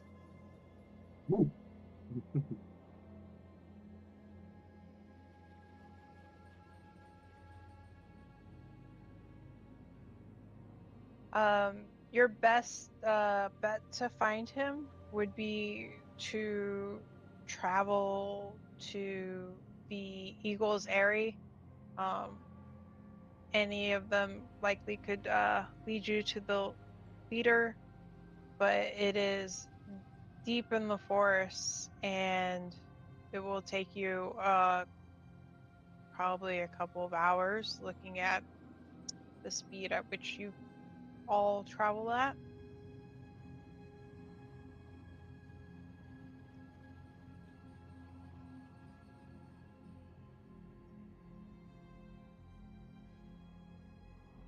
And I suppose we should not waste more time. Indeed, Good. I'd say we get moving. Oh, good luck in your endeavor. This would solve a huge problem for us. Thank you for your support. He nods to you and goes back to laying down. And as you guys leave, like, the predators that followed you guys in follow you back out, essentially just making sure that you aren't up to anything dishonest or are going to do anything suspicious, basically. Quick question. We've had a long rest since the Null fight, haven't we? No. Yes. Yes. Yes. Cool. Sorry. I specifically asked. Yes. You guys, I forgot for a second, you guys stayed with the herbivores overnight. I mean, even if it was just a short rest, that still spells blots for me. I just wanted to double check. Yeah. No, they've gone false life again, so I'm back up to 12 times. Okay, cool. All right. So I need one person to do a survival check to see how well you can find your way to this place that was described to you. Not it. I have a +1. I have a flat 0. I can do it. I got +5. There you go. See, if Kenshi has to be the one to do this. Unless Splendor's got, like, something amazing. I have a 0. I was gonna say rogues often don't have much in survival. Yeah, but I also remember she rolled, like, the craziest stats. So, I think that was True, our yeah. druid or our now dead monk. yeah. No, well. Hey, how about a 25? Hey, good That's job. Nice. Good place to Just- waste a nat 20. And also, the person that could have given you guidance is not here to give you guidance. Mm-hmm. I can give myself guidance. Alright, okay, then that's fine. Well, you do a really good job of finding your way through. You make it to the peak or the area in about an hour and a half, much quicker than what you thought. You were able to take out some of the winding of the path and just get straight on there. When you arrive, there are just the place is full of sentient eagles. One of them does direct you towards a place called the Watcher's Talon, which is a bit further in.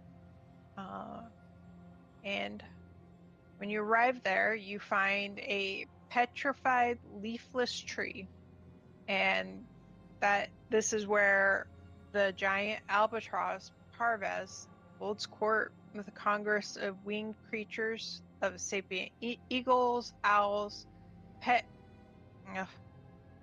petranodons, and Kinda- winged lizards. The P is silent.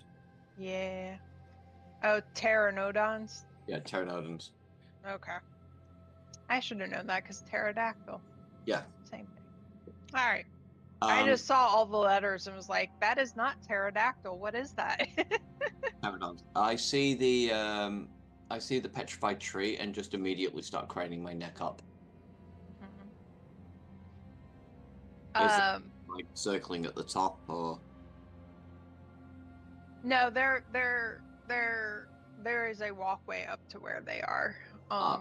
And they're like in a horseshoe. As you walk up, the giant albatross looks at you, like gives each of you in turn the eye, and goes, "What brings a motley sort like you here?"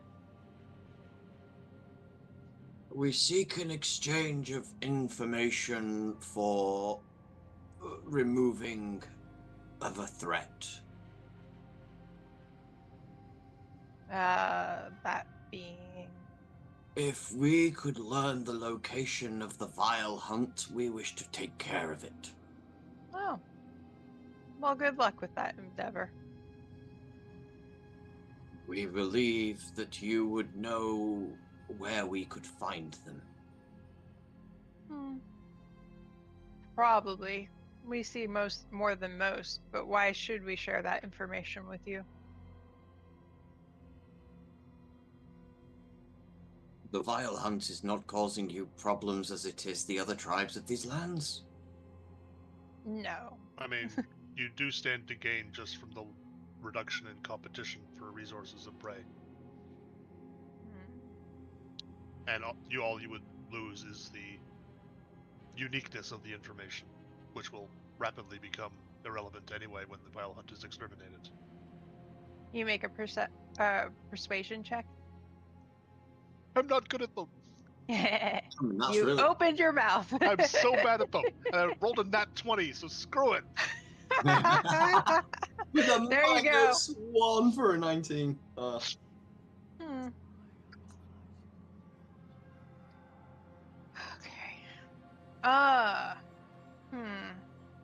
You do make a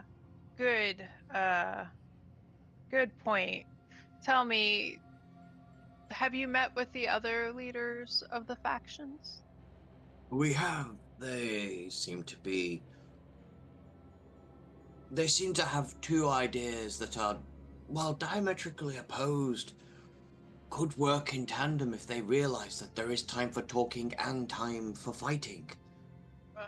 We have Ophelia's backing, and the Panther who leads the Ebon Claws will provide additional support. Once we return with a target location. Did Ophelia perhaps offer you a reward for helping her with this issue? She did, but she didn't specify what. Alright.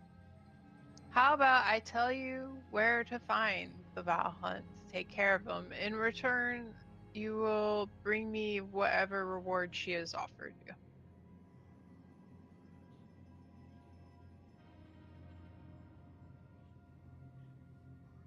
Is there something specific you're hoping for? Yeah. I have my hunches about what she may be offering you. And it could be something of benefit to me and my folk.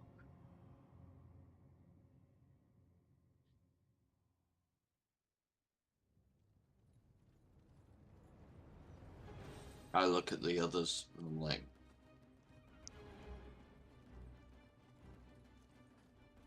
do we have a choice? It would seem we'd be doing all the work and then receiving no reward. Indeed. Suddenly the motivations for removing this become entirely altruistic.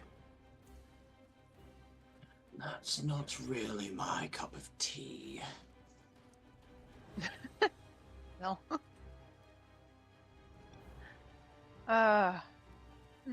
You do make a point. We could perhaps offer you some payment up front, and that way, regardless of the outcome, you have received payment. Oh, and what can you offer? We have gold. Useful Gold. for trade, if nothing else. Yes, I would like to make this into a true gate town with much more vigorous trading and commerce. That would help. Interesting, the herbivores seem to have the same idea. Ah, they are less interested in building this up as what it could be, and just more interested in peace for the sake of peace. There is value in peace. Traders find it much easier to travel here and there in peacetime. How much gold would you offer?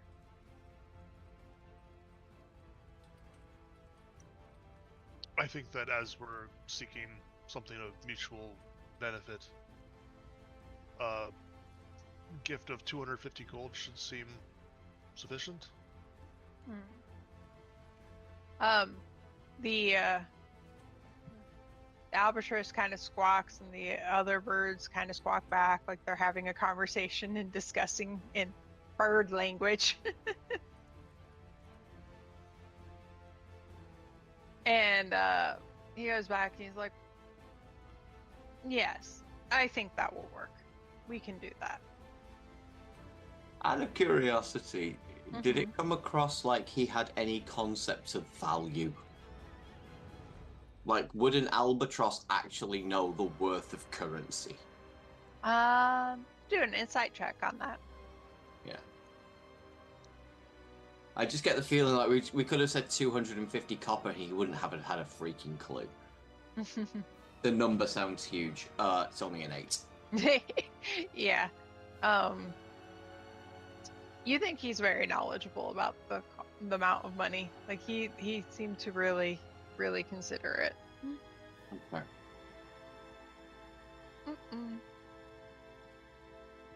Oh my god. Hold on.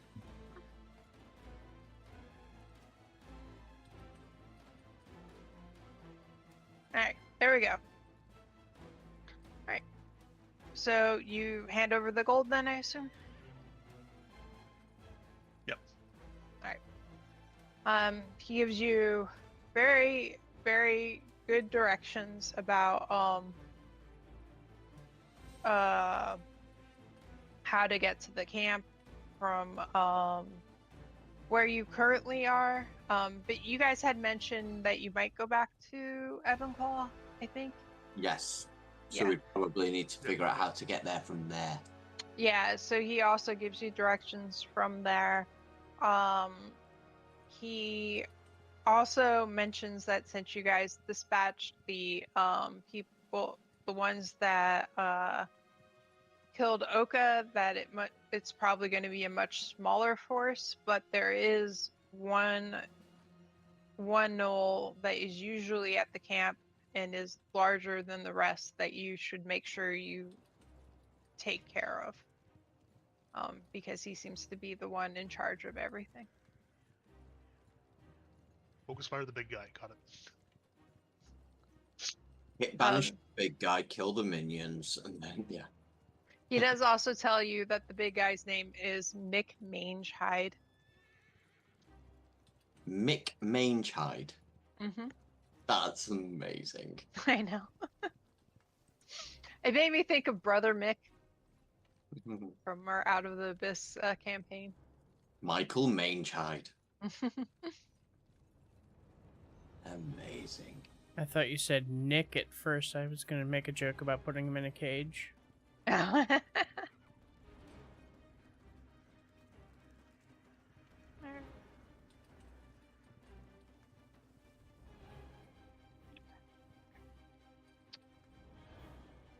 Is there anything else you would want to talk to Carvaz about?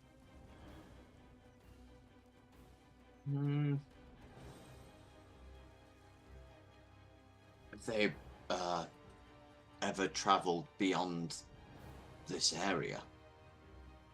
Like to other towns or, you know? They just kind of appeared one day. We're not sure where they came from, but since they started being here, they haven't really left this area. It's quite huge. So. Oh, They wouldn't have spotted 3 hags traveling recently by chance, would they? He looks at you quizzically. He's like, do not believe there are any hags around this area. Respectfully, we disagree. That's me done. I've got everything I can think of. Okay. Anybody else before we go? Woo! I think I'm good. Need a survival check to make it back to Razor Tooth. I want it to be Razor Claw Rock instead of Razor Tooth. I really, really want that for some reason. Alright, let me throw that roll real quick. Mhm. Just letting the dog out. Oh yeah. I will help, That's fine. so you can have an advantage. Because getting lost Yay. now would suck. And I thought you also, were- we can assist probably easier because we were just repeating the route we've just been on. Yeah. Advantage and guidance. Hey.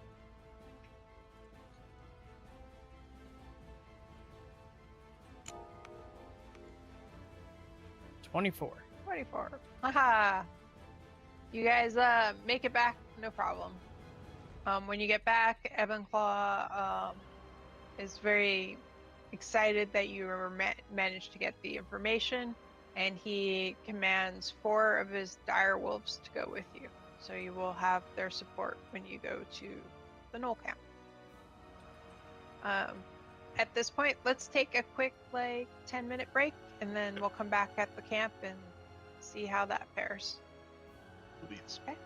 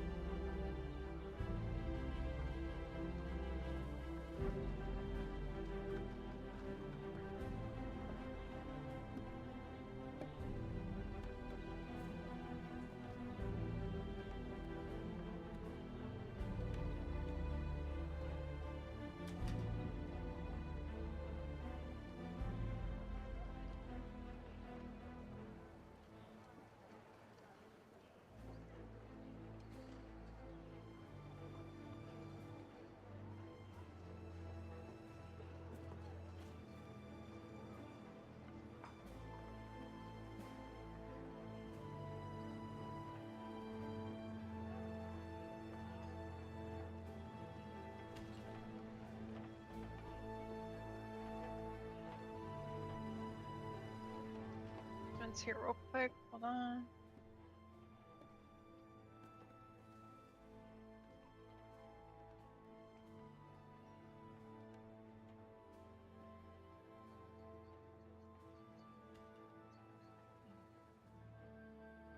Oh, wait. Sorry, trying to do things the hard way. And that's just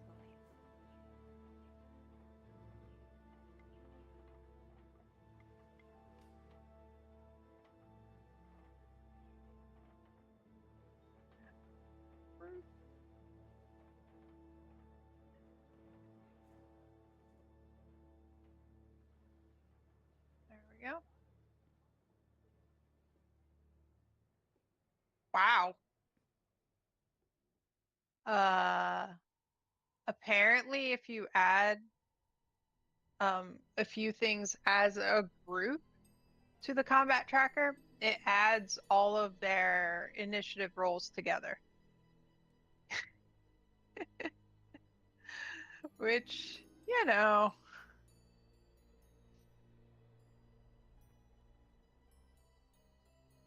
What, like an initiative of 568 is that hard to overcome?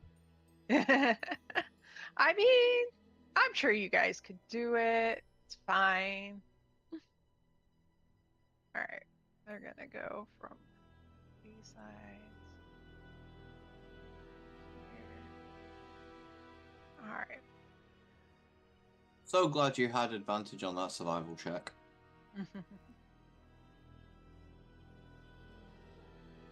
Alright, I'm gonna move you guys to the map. This is a boring map, I'm sorry. Alright. So as you guys come up to the camp, there is a smell of charred meat and fills a disorderly camp hidden between tangled woodlands and a rugged cliff. Bedrolls, cages, and drying racks with stretched animal skins cluster around smoldering bonfires. At the camp's rear, a filthy tarp covers a large cage.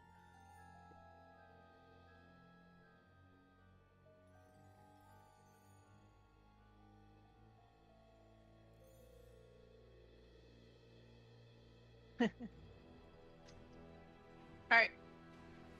I will give you guys a second to set yourselves up for how you would want to enter the camp real quick. The dire wolves are going to the sides to flank, so do with that information as you will. No casting spells or anything like that, just this is purely of like how you would move your characters for entering this area.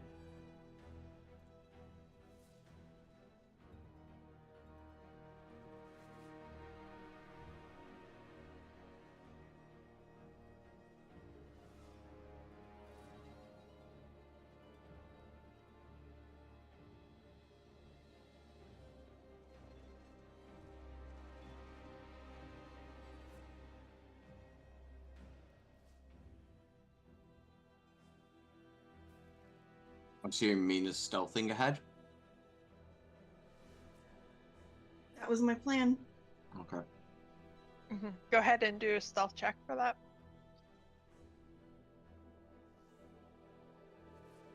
Damn it, it didn't roll advantage again. I even set it to. It's so strange. I'm gonna hold on. Let me refresh this. Actually, let me roll and then I'll refresh. Okay. Okay, so not that one. All right. So the first one stays. Cool. Okay, now I'm gonna try ignore this. I'm just trying to see if it's doing it properly. Okay. Yay! Roll 2 dice. Okay, there we go. Awesome. Is anybody still deciding how they want to move their character? Or place their character? I didn't realize everybody had moved up. Yeah. Cool. Alright. Now go ahead and roll your initiatives. Is surprise round still a thing? It wasn't a thing in 2014 either. Mm-mm. It's even reduced further in 2024. Yeah. 27. That's ridiculous. I rolled a nat 20 if you mean me. That's fine. All right. Nina gets to go first. Out of You curiosity, do. sorry, is the blue guy by the tent slightly bigger? Is that the main dude? This guy? Yeah, that's the big dude. Okay, good to know. Just Thank you. testing.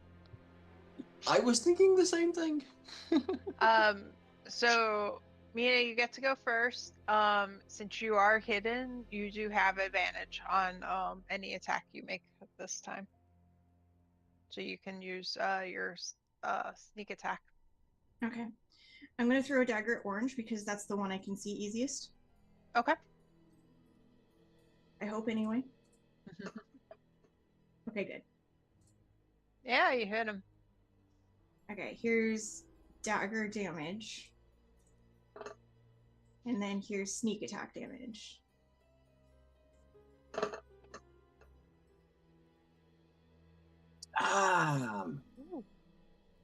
I just saw 555 and it was like, yeah, that's a really good roll.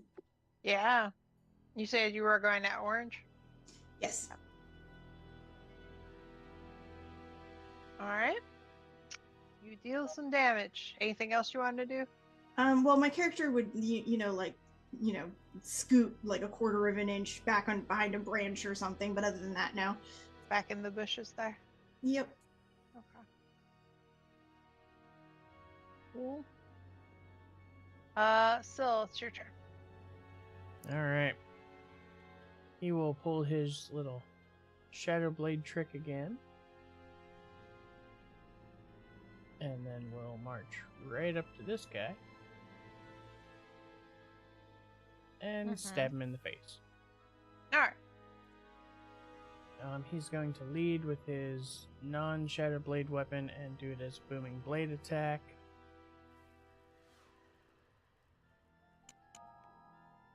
And he'll miss horribly, probably.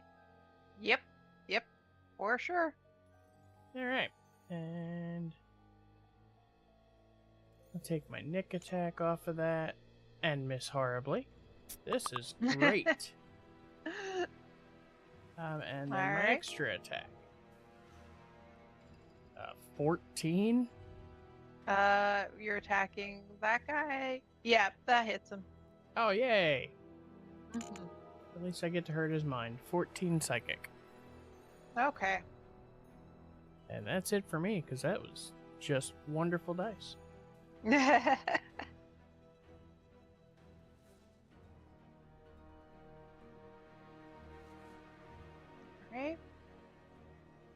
Alright. Gedry, your turn.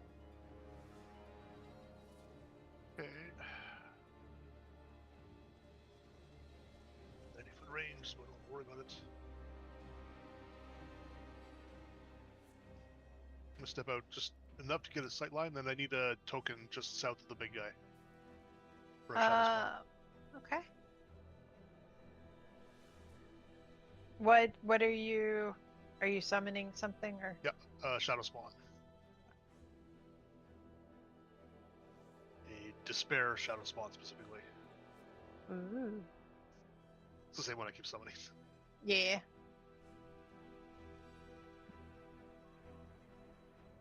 There you go. You can have that token. Wherever you want there.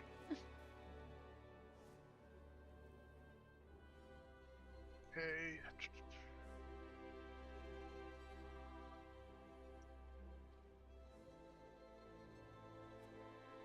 What it's going to do is it's going to scream when it lands.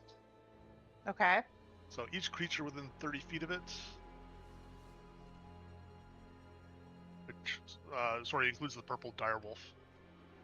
Oh no. Oh wait, I'm gonna just move him a little bit actually from where he's so. Okay. Because I'm gonna hit Syl at this rate, and I don't want that to happen. Yeah. Oh, sorry. That's. Yeah. that was me. Sorry. No, it's fine. I can drop him behind the guy. I There think you that would be enough. He'd be out of range Yeah. of blue then. Yeah, it's out of range for both of them. It will hit all the enemies though. It's a Wisdom saving throw Okay. against DC 17. Oh, gotta switch. Alright. Said wisdom saving throw? Yep. Alright, big guy fails. Orange. Critically fails. Blue. Fails. Yellow. 16? 17. Ah, he fails too. And purple. Fails. They all fail. Everybody They are fails. all frightened of the spirit. That is spirit. Okay. I've marked them all already. Cool. Go ahead. I was just gonna ask, frightened means they can't move towards the spirit and they can't like attack it, or They have disadvantage on ability checks and attack rolls while the source of fear is within line of sight, and they can't willingly move closer to it. okay. If you can hover over the little icon, it'll pop it up. Oh well. Is that new? Oh, that's really cool.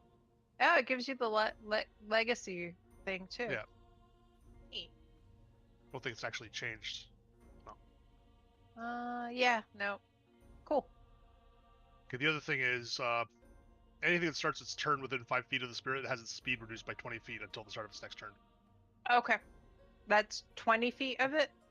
Within 5 feet, so it's only going to Okay. affect the big guy. Oh, I gotta do one more thing. Hold on. You've just set me up beautifully if that's the case. Thank you. Yep, that's another. Okay. Great. Great. I didn't remember Frighten being that harsh. No, the speed reduce is a separate effect from the spirit. Oh yeah, I just mean that I always thought Frighten was a disadvantage against what you're frightened of, but it's just disadvantage on everything if you can Yeah. see it. Yeah, if you Yeah. can see it, you're like shaking, so you've got disadvantage. That's the I way- think maybe That's in rough. 3 it was just against what you were frightened of, but I definitely remember at some point that was a thing. The dragon that you wished never existed had the same problem.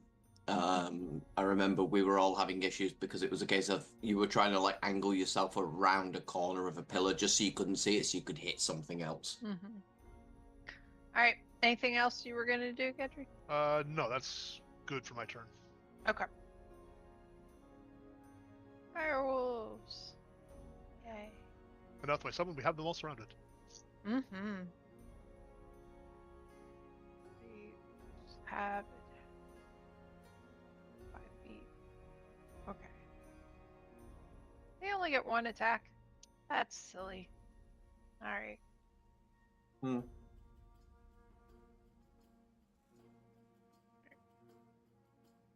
They're more meat shields than they are DPS. Yeah. Well, also you combine pack tactics in there, it starts to get really nasty. Yeah, they're auto prone Mhm. attack and things like that. Yeah. Team that hit. Okay. That direwolf moves over, takes a big bite out of that guy.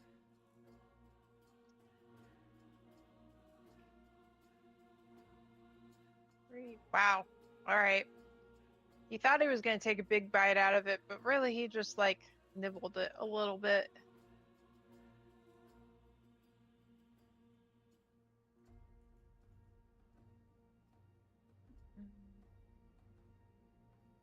This one will go here.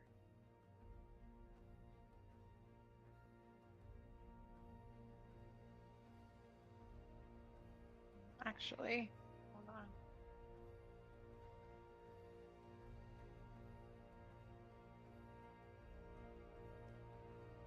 Oh, 5 feet. Yeah, okay. So he'll actually go over here and attack that guy. Oop. Oh my gosh. Can I not roll with advantage?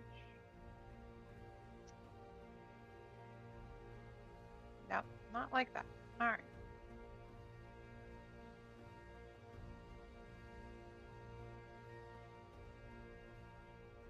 With advantage, he misses. That's awesome. I changed my dice even. Grief.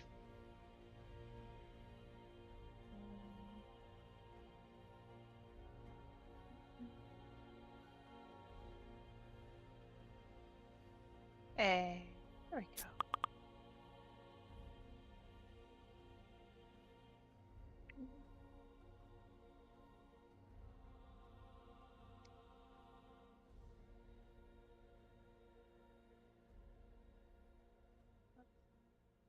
On that one, taking damage yet.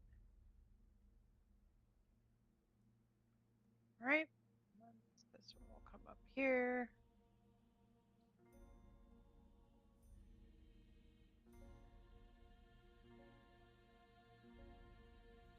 Okay. Both of these guys get a big bite on yellow. For you guys.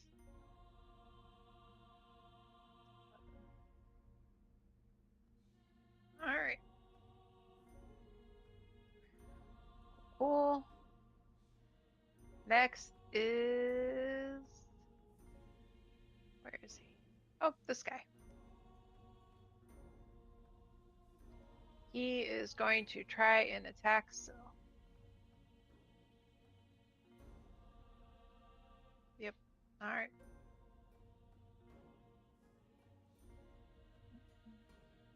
Disadvantage, right?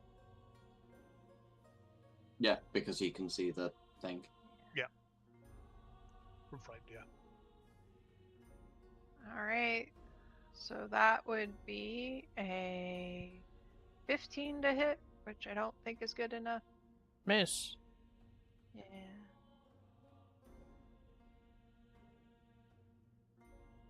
I really hate that they don't have the clickable roll things. That's worse. Misses again. He's gonna look at this guy, who's gonna take an extra attack on orange.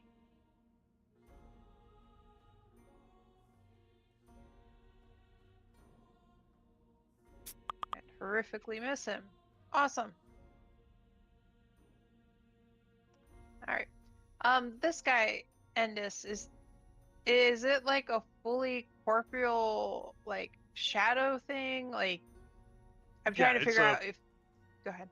It's a shadowy, like, monster type thing that's like an embodiment of despair kind of thing. Oh, okay. It's absolutely attackable if he wants to try and kill it. Okay, that's what I was trying to figure out. Let me see. He does. Alright, he's gonna try and bite at the shadow first. Ooh. Too bad he has disadvantage. That would have been a crit. Guessing a 13 probably That's a doesn't miss. hit. Okay. The Shadow Spot has an AC of 15. Okay. And then he's gonna hit him with his flail. Or try to. Yeah, he's gonna miss again. Try to hit with his flail again. This is a really good use. Ah, he would have crit again, but no, he misses. Alright. Barnabas, it's your turn. Okay, I'm gonna move up to here. And then I'm gonna need a token, please, because in this location where I'm pinging, almost out of the pyre, spawns a large spectral guardian of faith. Is he actually large? It just says a large spectral guardian appears and hovers for the duration. Well, I guess he's actually, large then. Yeah, so if you just give me a token, I'll position specifically where I want him, because I want him within 10 feet of at least the big guy and maybe one if I can get two others. Yep. What? Hold on 1 second though. Thank you. Yep. So at the start of their turn, so I'm going to position him. Let's see. can either get him and him, or I can get him and him. And he's getting ravaged by 2 direwolves, so I'm going to go with him and him there. So at the start of their turns, anything that's within 10 feet has to make a dex save. If it comes within 10 feet, it also has to make a dex save. Okay. Does that have friendly fire? No, it's only enemy. Okay. It specifically states enemy. No, that's fine. It's just whether or not someone was in the race. Oh, no, you're cool. It says any enemy that moves to a space within 10 feet of the Guardian for the first time on a turn or starts its turn there makes a dexterity saving throw, which is DC 17, by the way. On a fail, it's 20 radiant damage. On a success, it's 10. And I've got to just track how much damage it deals, because after 60 damage, it pops. Anything else you want to do? No, bonus action. I'll just leave lying for this time, and that's my turn. Okay. Alright, it's this guy's turn. He throws open the cage door. And there's Oh a my God. Triceratops inside. Oh dear Who God. is also frightened because he also failed his save. So Wait, that means he yay! can't go anywhere. He's stuck. Well, No, he can go around to the right there. Yeah, but yeah, he's in a cage. he can go parallel to the guy without getting closer to him, where everything is That lined too, up. yeah. But how does he get out of the cage? The Straight this way. purple guy just opened the cage. Yeah, he's not getting closer to that. He's just going by it. He's staying 5 feet away from that guy. Oh, okay. All right. So he did that. What's he gonna do now? Are we going to count this as an enemy? Well, he's I frightened. don't think he released it to let it go free. Yeah. This guy needs to make a dex save That's for your Dex thing. 7 Yeah, DC 17 at the start of his turn, so in turn before he threw open the cage. Right. Not that I doubt 20 points is going to kill him, but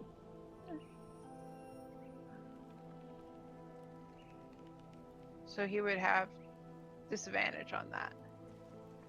would he? Is he Ability frightened? checks aren't saving throws. Oh, aren't. Okay. No, it's 2 separate things. If it was saving throws too, That this would would be Yeah. the most busted thing. Well, he failed anyway, so. Okay, he takes 20 points of radiant damage. Okay. And I'm just tracking that now, because when it gets to 60, it's over. Yep. But my plan was, as soon as Ender said that this guy can't move, I was like, I'm just going to pin him in and just hit him with like 10 to 20 damage around. Alright, this guy is going to move over this way.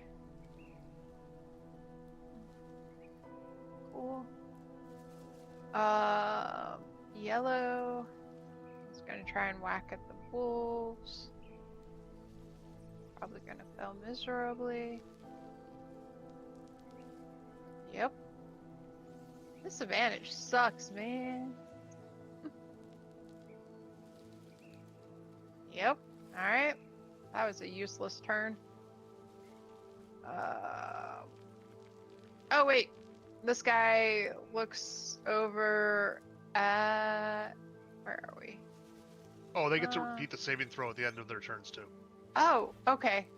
Sorry, I should have mentioned that. Okay, so this guy, let me do his saving throw. It was wisdom, right? Yes. Does the slow effect affect them even if they're not frightened? Oh yeah. Okay. Wisdom. The frighten is a once a day special effect that they can do. He fails again. He should have saved. Sorry, I'm just trying to go back and get everybody who's had a turn since you went. I forgot to mention it's my bad. Failed. Yep. Do they get to make a save on taking damage as well, like charmed effects, or is it? Nope. Wow. I failed. One more. Huh. I've just disconnected. Oh, That happens Wow. occasionally with the new yeah. above VTT. Just click the reconnect Alright. and it shouldn't change it. They're all still frightened. That's great. I can only. There we go. Yellow kind of yells at Orange. Orange makes another attack. She's probably gonna fail again. Oh, another 20. Damn it. Alright. Yep, he misses. Alright. Now it's the Triceratops' turn. Oh god. He is in a cage, so there is really only one direction he can go. Give me a dex save then when he does. Oh yeah, let me do that real quick. How many hit points does a Triceratops have? Probably Oh, more. a couple. That's a 13, so he probably doesn't save. He takes 20 points of radiant damage, and I will track that again. Okay. Tell you right now, just by tokens, I'm more scared of the Guardian of Faith than Gedry's guy. I don't know what the hell that Guardian of Faith token is, but that is freaky looking. That is, I thought you might find something a bit holy and spiritual. What is that? Okay. That Yeah, the looks skull like the face thing- inside is. That looks like the thing that's following them around all the way through Donnie Darko. Yep, we're going back to 2005 with that poll. Oh. I watched that film once at the cinema, still no idea what was going on. Give me 1 second. Sorry. Just double checking. I just realised me and Syl are directly in the charge path. Mm-hmm. There it is. And then gore attack. Alright. Cool. He is going to go. But there are 3 of you there. Well, 4 actually, because there's a knoll. So He's just run 1, up. 2, 3, 4. And a wolf. Oh yeah, you could hit the wolf. No, well actually the wolf is not in the charge path. So Oh, right. Oh, sorry. yeah. 1, 2, 3. It's Barnabas.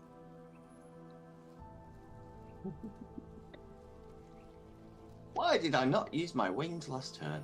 Well, you know, he has this advantage, so it might not be bad. Oh. Yeah. 22 hit you? Yeah. I have an AC of 14. He rolled the same dice twice. Alright. So, first this.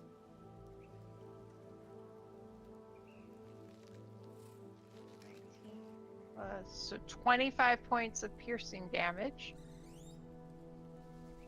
And then, oh, you don't even get a save? Okay. Mine, what, not prone? You are knocked prone, and you also take Trample. 8 points of piercing damage as well. Is that a gore effect or like a... So the first one, the 25 was the piercing from the gore. The extra is because he's goring you after he charged at you, basically. So. Fantastic. Mm-hmm. And you are prone. Yeah. And then he can make his wisdom save again. Ooh, nope. So close, but nope. He's still frightened. Alright, Mina, it's your turn. You have a target-rich environment. I do, although apparently I was disconnected, so hold on. I hate it when that happens.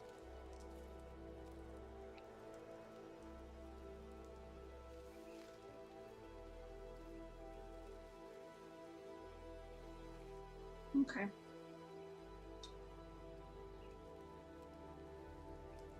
I assume the dino thing that came out is the big blue guy in the center. This is the dino, yeah. And we are starting to attack it, yeah? Well, It attacked nobody us. has attacked it yet. It did charge out of the gate and attack Barnabas, though. Okay.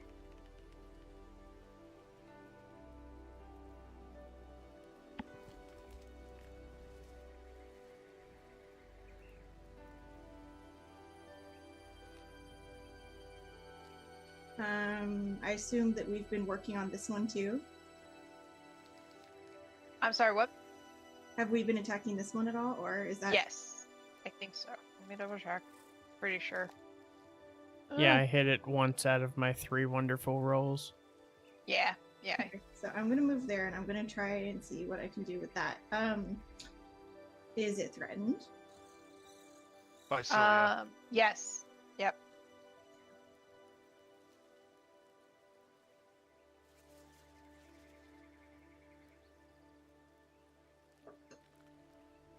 Okay, that's to hit. You hit him. Cool.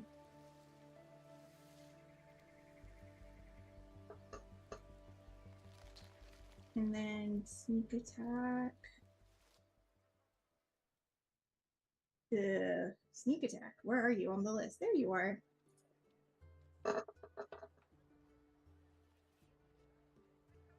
Ow. Not an amazing roll, but it's okay. And Yeah. then I'm going to swipe it, hopefully, with the little dagger in my offhand. Okay.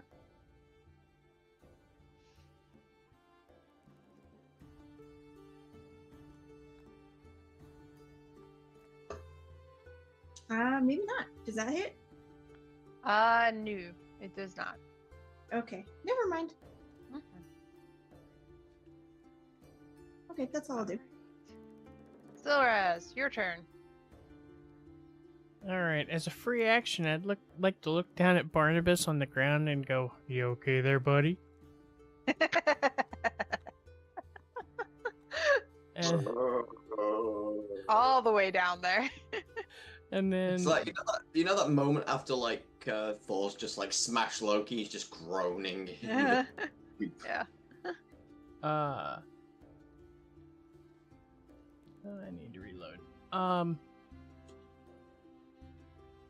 Mina and Barnabas would probably hear. Gedry probably wouldn't.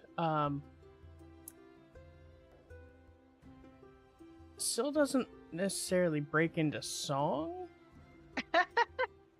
but it's not But he exactly doesn't humming not either. break into song. Well, it's musical, but it's not. He's not singing, but it's not just humming either. He's kind of doing like the da da da da da da da. And Okay. as he does, he kind of just seems to be a little more graceful. Does he do a little dance as he's kind of singing and humming? Yeah, his like weapon flourishes turn into more dancey motions than just stab. And mechanically, that's activating Blade Song. And he is going to lead with a booming blade attack. Which one are you attacking? The null still. Okay. It doesn't matter because he missed. He sure did. And then I will follow that up with my Nick attack. 15 to hit. Double check. This guy. Sorry. There's so many things. Yes, 15 hits him. Yay! 26 psychic damage. Ooh. Oh, he's dead. Yay! He had exactly 26 hit points left. And then I will gracefully spin towards the dinosaur and try to stab it in the neck. Ooh. And probably miss with a 14. No, you hit him. Oh, wow. Mhm. I mean, he's big. He will take near minimum damage of 8 psychic. I'm really good at this. Yes, I you are. Need to change my dice type. Let me see. That's it for me. Yeah, okay. Cool. All right, Gedry, it's your turn. Okay, I'm gonna deal with my minion first. Okay. It's going to move down a little bit just to completely screw the big guy. And then he's going to make 2 attacks against him. Okay. Just my spell attack modifier. It's +9. That's a big plus. Yeah, for spell attack, it's Yeah, so I don't have a button for this. I'm just going to have to add 9 manually to the d20. Mm-hmm. So AC 23. Yes. And then I get 4 more damage on top of whatever I roll here, which is minimum. So 8 cold damage. Okay. And second attack. That's not good. 17 AC. Yep, you hit. For better damage. 17 cold damage. 17. All right. Then I'm gonna walk up. Can I see over these boxes? Actually, I can see around them anyway. But... Yeah, you can. Okay, I'm gonna do a chromatic orb at 3rd level. And my first target's gonna be the big dino. Okay.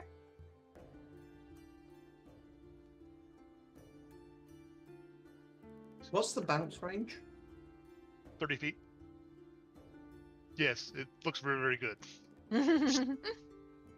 AC 19? Yep. Okay, this will be acid damage, because I like acid. Okay. 17 acid damage, and there's Alright. 2 6s and 2 1s, so it bounces. Yeah. Yellow will be next. AC 22 Yep. for 20 damage with 2 1s. Okay. So, 3rd attack, let's double check. Yeah, 30 feet exactly to orange, so orange. Where is... Oh, there's orange. Okay. AC 22 Yep. for 21 damage with double 2s. Okay. That was 3 bounces. Mm-hmm. Let me just double check the exact wording. I think I might cap there.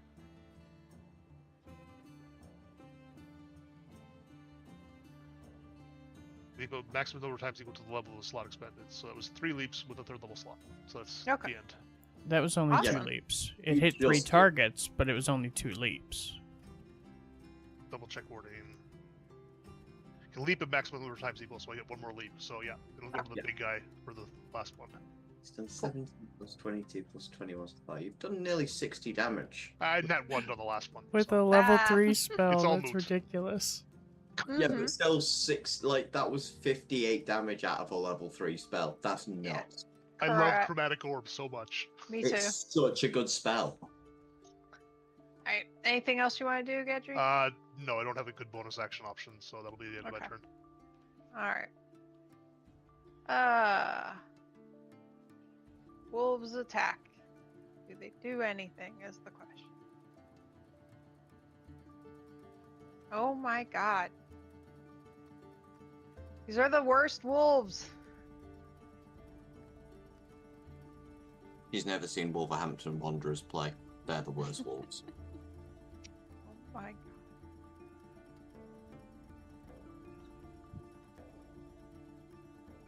Hey. I don't know, if we're having a worst wolf competition, has anybody watched Twilight? Alright.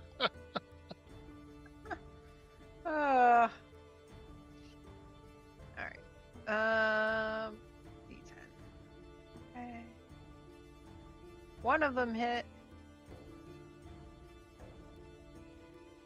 Which one? Ah, Did they hit orange or yellow? it was that one that hit. He's getting a yellow.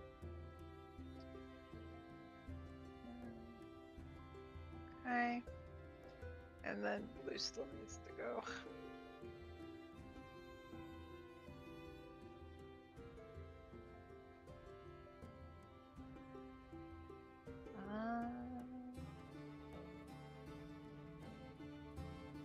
Yes. Awesome. Another hit. Alright, apparently the wolves on the left side of the map are the worst wolves.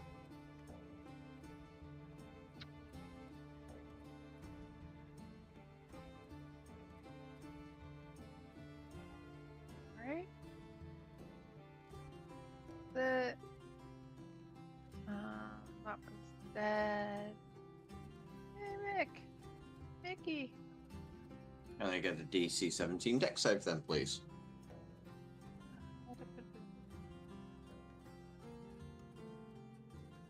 He rolled a 1. Okay, he takes 20 points of radiant damage and the Guardian disappears. Okay. It did its job. I was going to get one more round out of it, but then the Triceratops came out of freaking nowhere. Yeah. What's really optimal, though, is when you're at like 40 damage, somebody survives, so they only take 10, so then you're up to 50, and then somebody fails and you get 70 points of damage out of it. I did say there was a large covered cage. You had to expect something in there, right? I missed that note. It could have been captured villagers. He's attacking the shadow because that's about all he can do right now. You can remove the token, by the way, of the big guy. Oh, yep. Yeah, thank you. Oh, that's gonna be a miss. Maybe rolling the second one. Yeah, I didn't hear the covered part of the description. I just saw the cage, and I'm like, there's got to be something in that. But there is? I also kind of assumed captured villagers or something. Yeah, I also assumed, like, prey. I was not assuming big-ass dinosaur. I'm guessing... Hey, if we can calm this thing down, can we have it join our menagerie? I'm guessing a 13 doesn't hit the shadow? No, it's an AC 15. Okay. Cool. He misses everything. He can make it save again. Yep. I want to ride a Triceratops into battle. Oh! He got a 19 to save that time. No longer frightened. Yeah.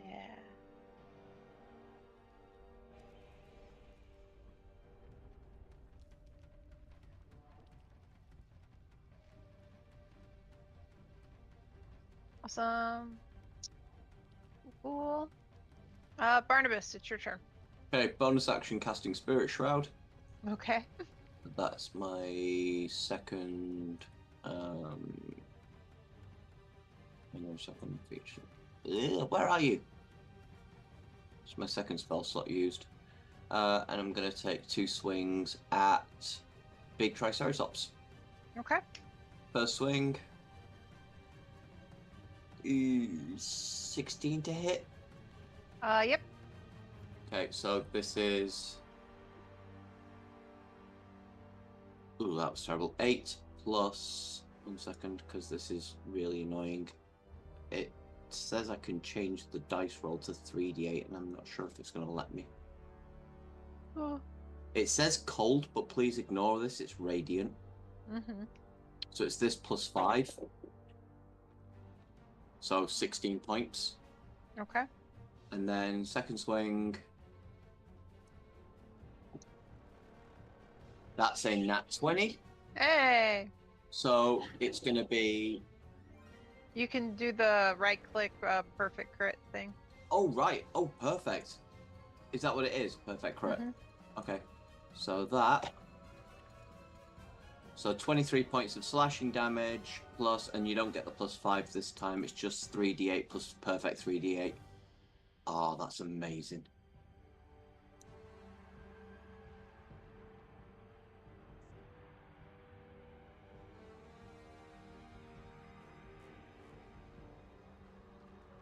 So, yeah.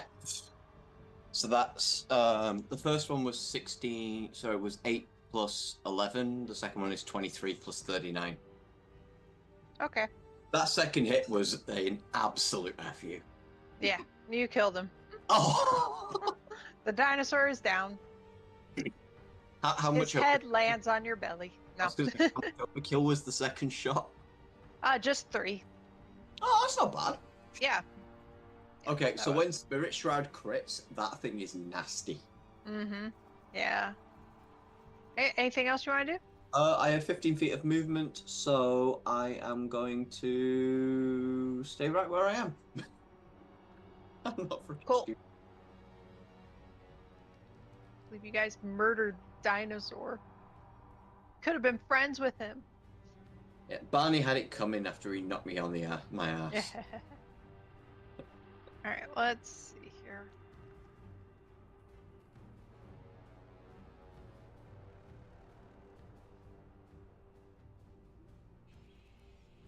He's gonna, this guy.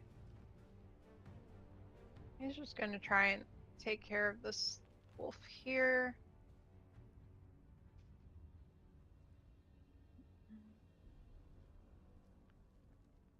Boop. Boop. Ugh, so many wasted crits. But he still hit, so there's that.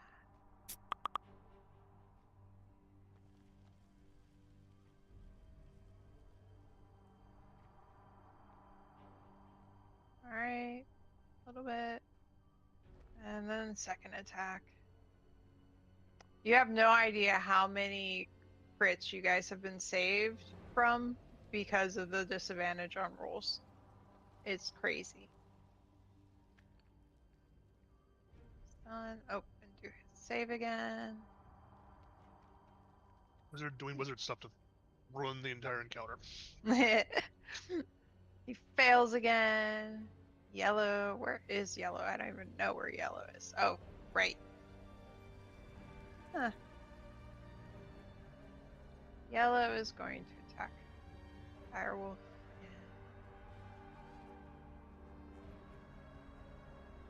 Nope. And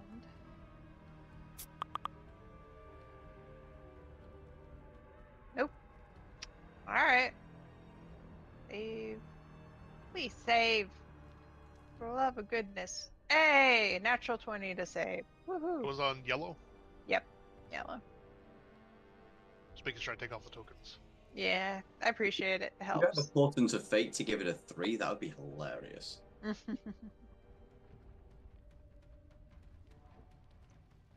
Ooh. Another saved crit, but at least he actually still hit. Okay. And then second attack. I feel like almost every single attack I've had one crit roll that has gotten nullified. Or one turn for each thing, at least. Hey, and he saved too. Orange is good now too. Okay.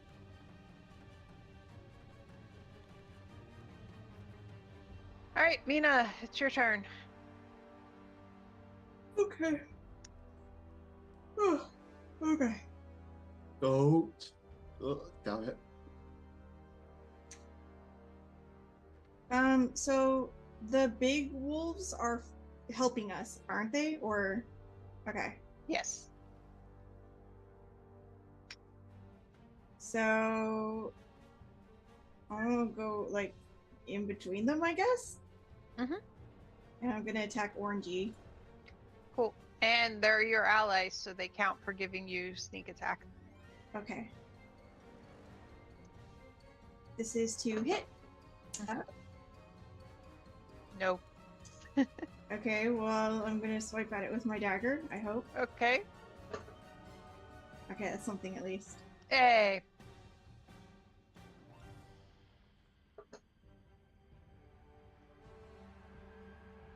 Can I apply sneak attack to the dagger or Yep. no? Okay. Yep. As long as you hit and haven't used it this turn. Good job. Orange is dead. Yay! You basically needed to roll more than a 1 on your sneak attack to kill him. Anything else you want to do? No. Okay. Saraz, your turn. Alright. He's still singing his little song, and he does like a little dancy flip over the corpse of the dinosaur and stabs this gnoll right next to him there. Starting with a booming blade attack. 11. Nope. Takes a nick attack. Hey, 26. There you go. That hits. 21 psychic damage. He's dead. Oh. And then... let's see how much... 1, 2, 3... It's 20.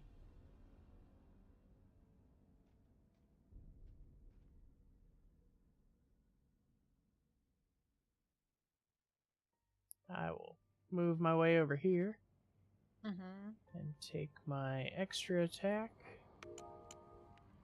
Hey, that's a crit. Wow. 45 psychic. 45 psychic? Okay. Hits. And then I'll make a bonus action attack. He is unhappy with you. 25 to hit.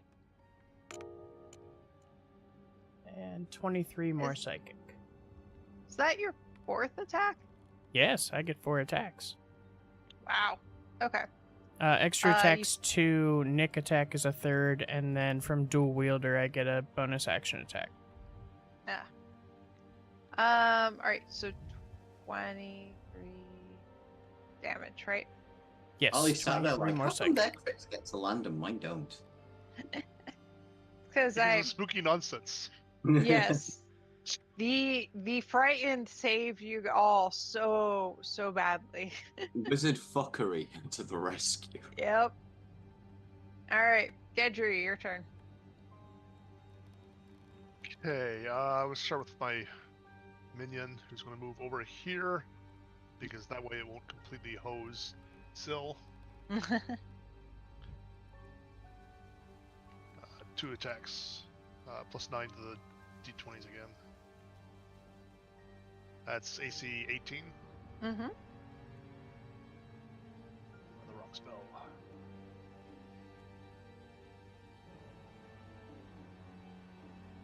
Four more than what this is, so 12 cold damage.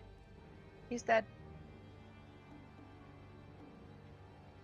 So that was 10 feet of movement. Just ruler this first. It looks like 35. We're not going from the corner here. Oh, that's 30 feet. Okay. Wait, I'd be inside that guy, so that's not going to work. Nope. It will try and get over there and at least be scary to the guy. Okay. He's like under the dire wolf's legs, being like, woo. I'm gonna be super mean. I'm gonna step up here and I'm gonna mind sliver him. Okay. So that's just an int save. Int save? Okay. Gnolls are known for their intelligence. They're so smart. He got a 2 on his save. That I think is a fail. So Yeah. 5 psychic damage and a big penalty to his next saving throw. -1d4. And then if it comes up. You said, what was the penalty? It's a -1d4. Okay. Next time he saves? Like against fright. Yes. Direwolves. Okay. Well, first these guys.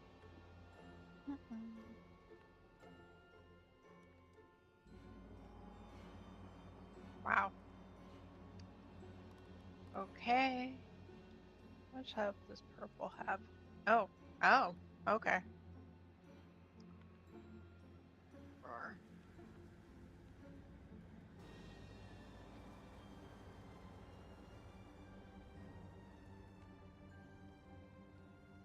Wow. 7 points of damage. Lame.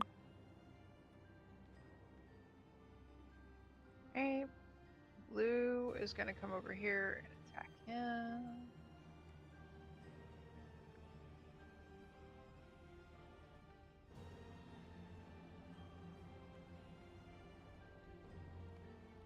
Again, this is the other thing that has happened so many times tonight is I've rolled the exact same dice twice.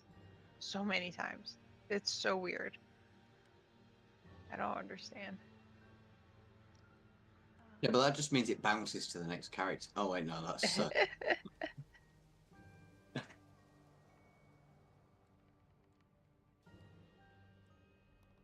Alright. Those guys did good.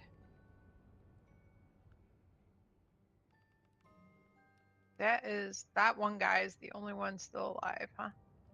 Mm-hmm. Yep. We had a really brutal last round. Yeah. Mm-hmm.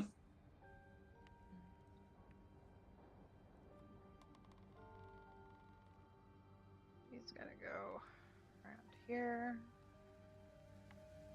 He's gonna take the long way around, basically. Okay. Where'd you think you're going, boy? Alright, Barnabas, your turn. I'm going to move myself to here. So I've got 30 feet of movement, and I'm going to take 2 swings at him. Okay. See if we can't get rid of this. First attack. 26 to hit. Yep.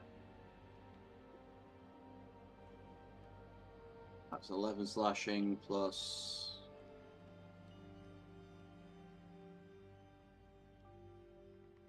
Stop being so finicky.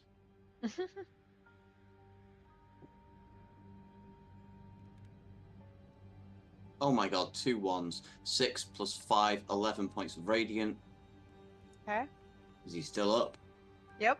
Okay, I can't see because I've got the thing in front of my screen. Second attack. Oh, that was nearly a nat 1, but it's a 22. 11 points of slashing, and screw it, I'm just going to roll normal 3d8s because that thing's a pain to use. He's dead. Oh, okay. Well, his corpse takes... Where was that last turn? 11 points of radiant damage. Okay. Cool. You guys cleaned out the gnolls and their pet dinosaur. You sound almost upset when we said that. I mean, you guys could have, like, you know, tried to animal handle it and get it out of there, but... The druid's not here tonight. I know. Do we not tell Cease in or out of character that we just killed a Triceratops? To be fair, it attacked us first. Yeah. I mean, to be fair, you could have just been trying to get away and you guys were in the way.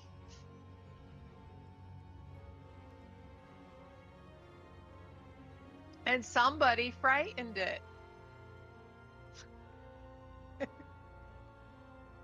I guess check bodies and bring back the leader's head as proof of a kill. Yep.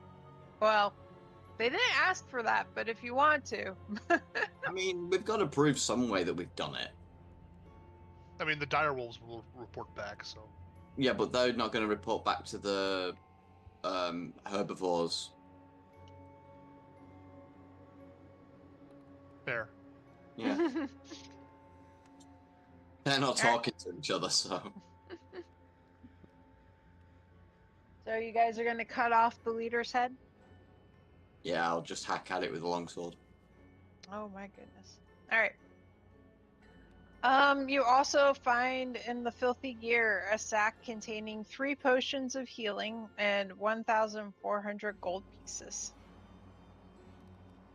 The cages are empty except for one holding a lengthy snakeskin that functions as a rope of entanglement.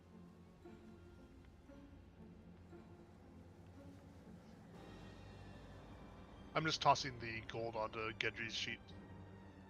Because we're going to do some stuff when we get back to the tower about leaving stuff behind so that I don't lose all of the party's gold when I die. I'm just going to look up what rope of entanglement does exactly, because if it's what I think it is, that's amazing for our... Yeah. It's a restrained condition. It's a good item. Yeah, so that'd be really good for... And it's on a bonus action as well.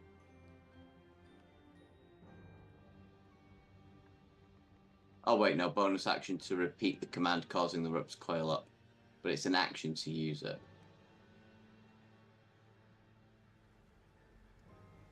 The only downside is it takes a hand. I've only got one hand. I've got a longsword in one hand, so I could use it. I mean, it's trivial for Gendry to use it. I've got a staff, but don't need a staff. I am very much tied to dual wielding, so... I'll take it if nobody else wants. If you want to go nuts, I don't have that much of a need. Alright, I'll add it to mine.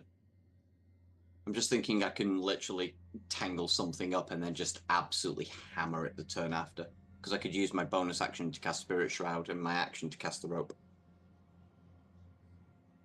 After you guys finish looting and stuff, the dire wolves give you like a nod and then they trot off away. Is your plan to head right back to Ophelia and not go by Ebenclaw first, or like what were your... We should go to Ebenclaw first, I think. No, we'll go back with... Can we ride the wolves back? Is that allowed? No. They will not let you ride them. We'll follow them back to camp and then, yeah. Okay. So you come back and Ebenclaw greets you. Is like, oh my gosh, that was quick and successful, it seems like. Nobody really seems injured at all. This is amazing. Oh yeah. We surprised them, and it was over fairly quickly. Yeah, on the way back, I'm going to use a few healing dice to get myself back up to full. Sorry, let me just double check something real quick. I'm just over here laughing at nobody seems injured except for the guy that was gored and thrown on the ground. Not that bad. It's barely noticeable. Just had a 4-foot-long spike shoved through my stomach. It's fine. I mean, in fairness, he was more concerned about the dire wolves. You guys are incidental.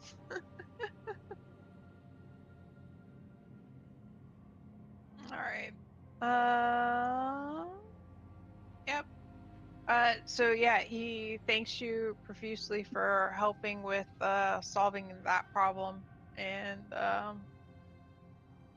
tells you that if like you ever find yourself in this area again and need help, only ask for it and he'll help you.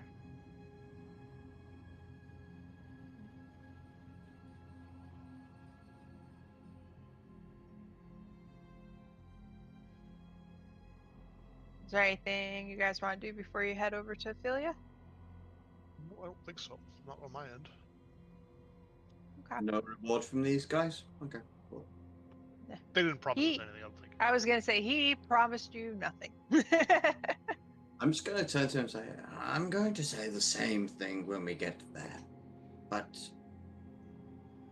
perhaps it's time you understand that as much as there are times when fighting is necessary, you should also consider there are times when talking is more important.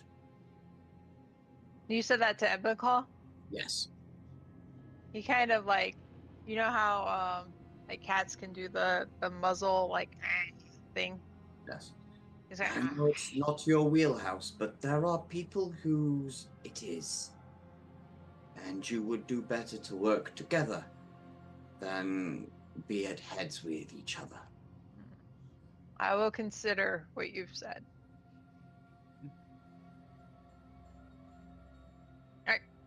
Alright. When you guys get back to Ophelia, she is thoroughly disgusted that you brought back the head.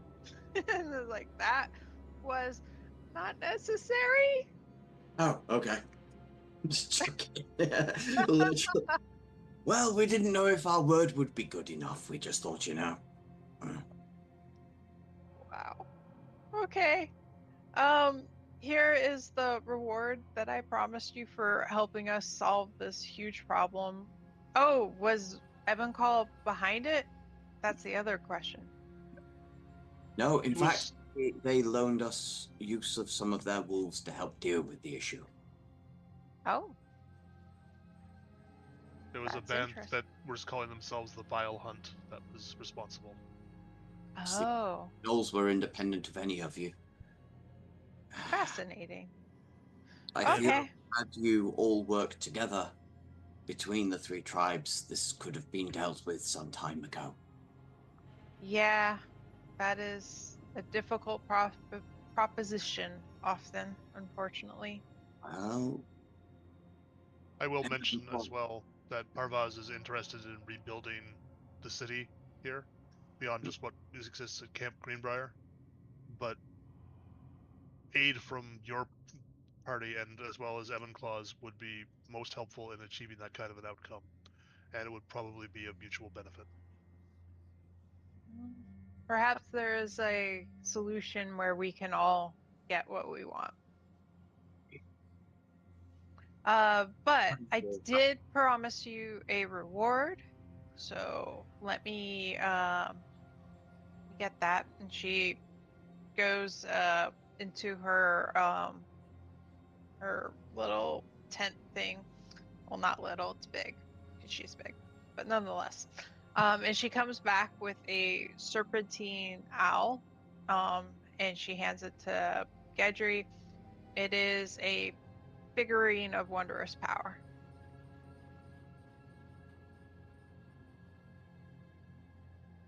I'm gonna look at Gedry but saying nothing, but like the face says everything. Like arch an eyebrow, like I will put that in my inventory for now, not as a claim, but just because I'm trying to write notes and everything here too. Yeah. And she asks, will you be staying in the area for much longer? I don't think we've any more business here as such. We do have other matters to be continuing on with, but Well, if you ever find your way this way again, I do hope that is under much better circumstances and you can enjoy some of the other things we have here. As she's finishing with that, Razik walks up and he's like, "Oh, my friends, have you been here the whole time?"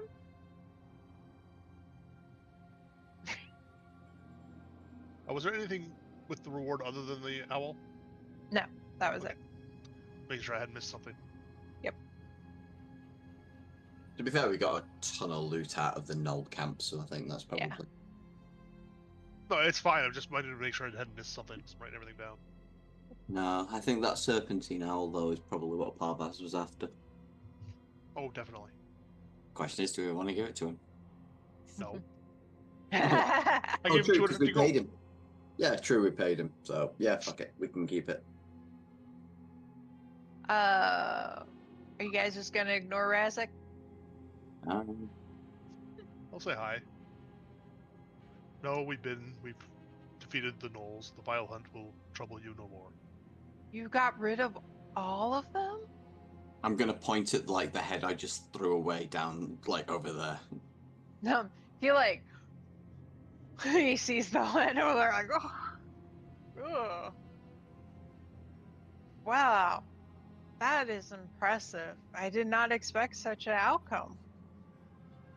Oh, maybe he starts like filling around like in his pockets and stuff because he is actually wearing like a vest pockets. And he's like, well, it's not much, but here, take this ring. He'll hand over a ring to whoever takes it. If no one speaks up, Mina would reach out. I was gonna Okay. say that's very on brand. Yeah. Yes, Mina sees shiny, takes shiny. That's how she runs. it is a shiny ring. I like how we're all having this conversation and she says nothing else and she sees a ring. It's like, yep, thank you. That's fine. Take that. Like just like pulls out like a little magnifying glass, starts inspecting it. Yep, it is a pretty ring, a very pretty ring. When you guys identify it, you find out it is a ring of animal influence. That would have been really, really useful about 5 minutes ago. Probably not. Much of these qualify as animals because they're sentient. That's true. I was on about the Triceratops. Oh, yes. Maybe. Yeah. Maybe. That would have been really useful. So we've now got a summoning owl figure for our menagerie and a ring to create things for our menagerie. Permanent Yeah. menagerie. What's it called again? Ring of animal influence. Okay. Yay. You guys got another gate town done. Sweet. And I think. Oh, nope. Okay. Never mind. What were you about to say? I thought for a second you guys were due for another level, and I just realized you were not. No. Yeah. Sorry. I'm just so ready for level 9 because level 9 gives me my speak with patron every day option. I'm going to harass you with that so much. Oh, geez. So maybe you guys will end the adventure at level 9, or I have to kill Barnabas. If we kill Barnabas, can we gain a level? Yes. No. He'll come back. It's fine. Yeah, the next one is Barnabas. Do you really want that? I think that's where we'll end tonight, but that was really good. You guys got through a whole bunch of stuff. Yay.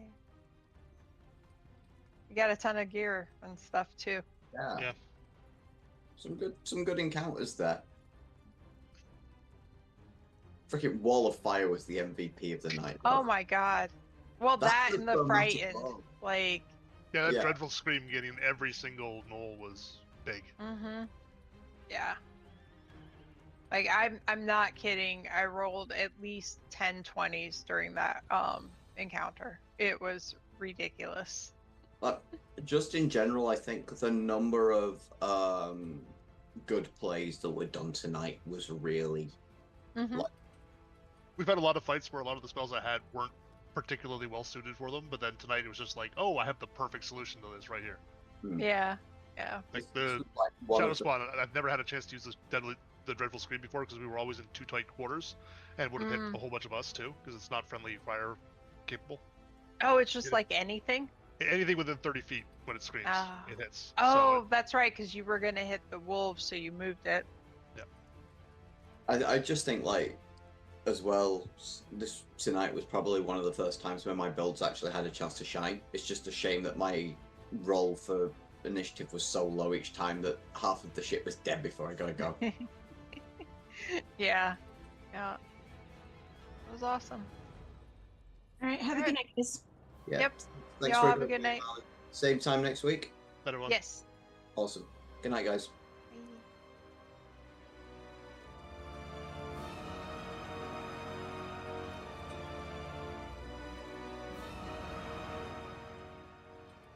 All right. And that is it for us tonight.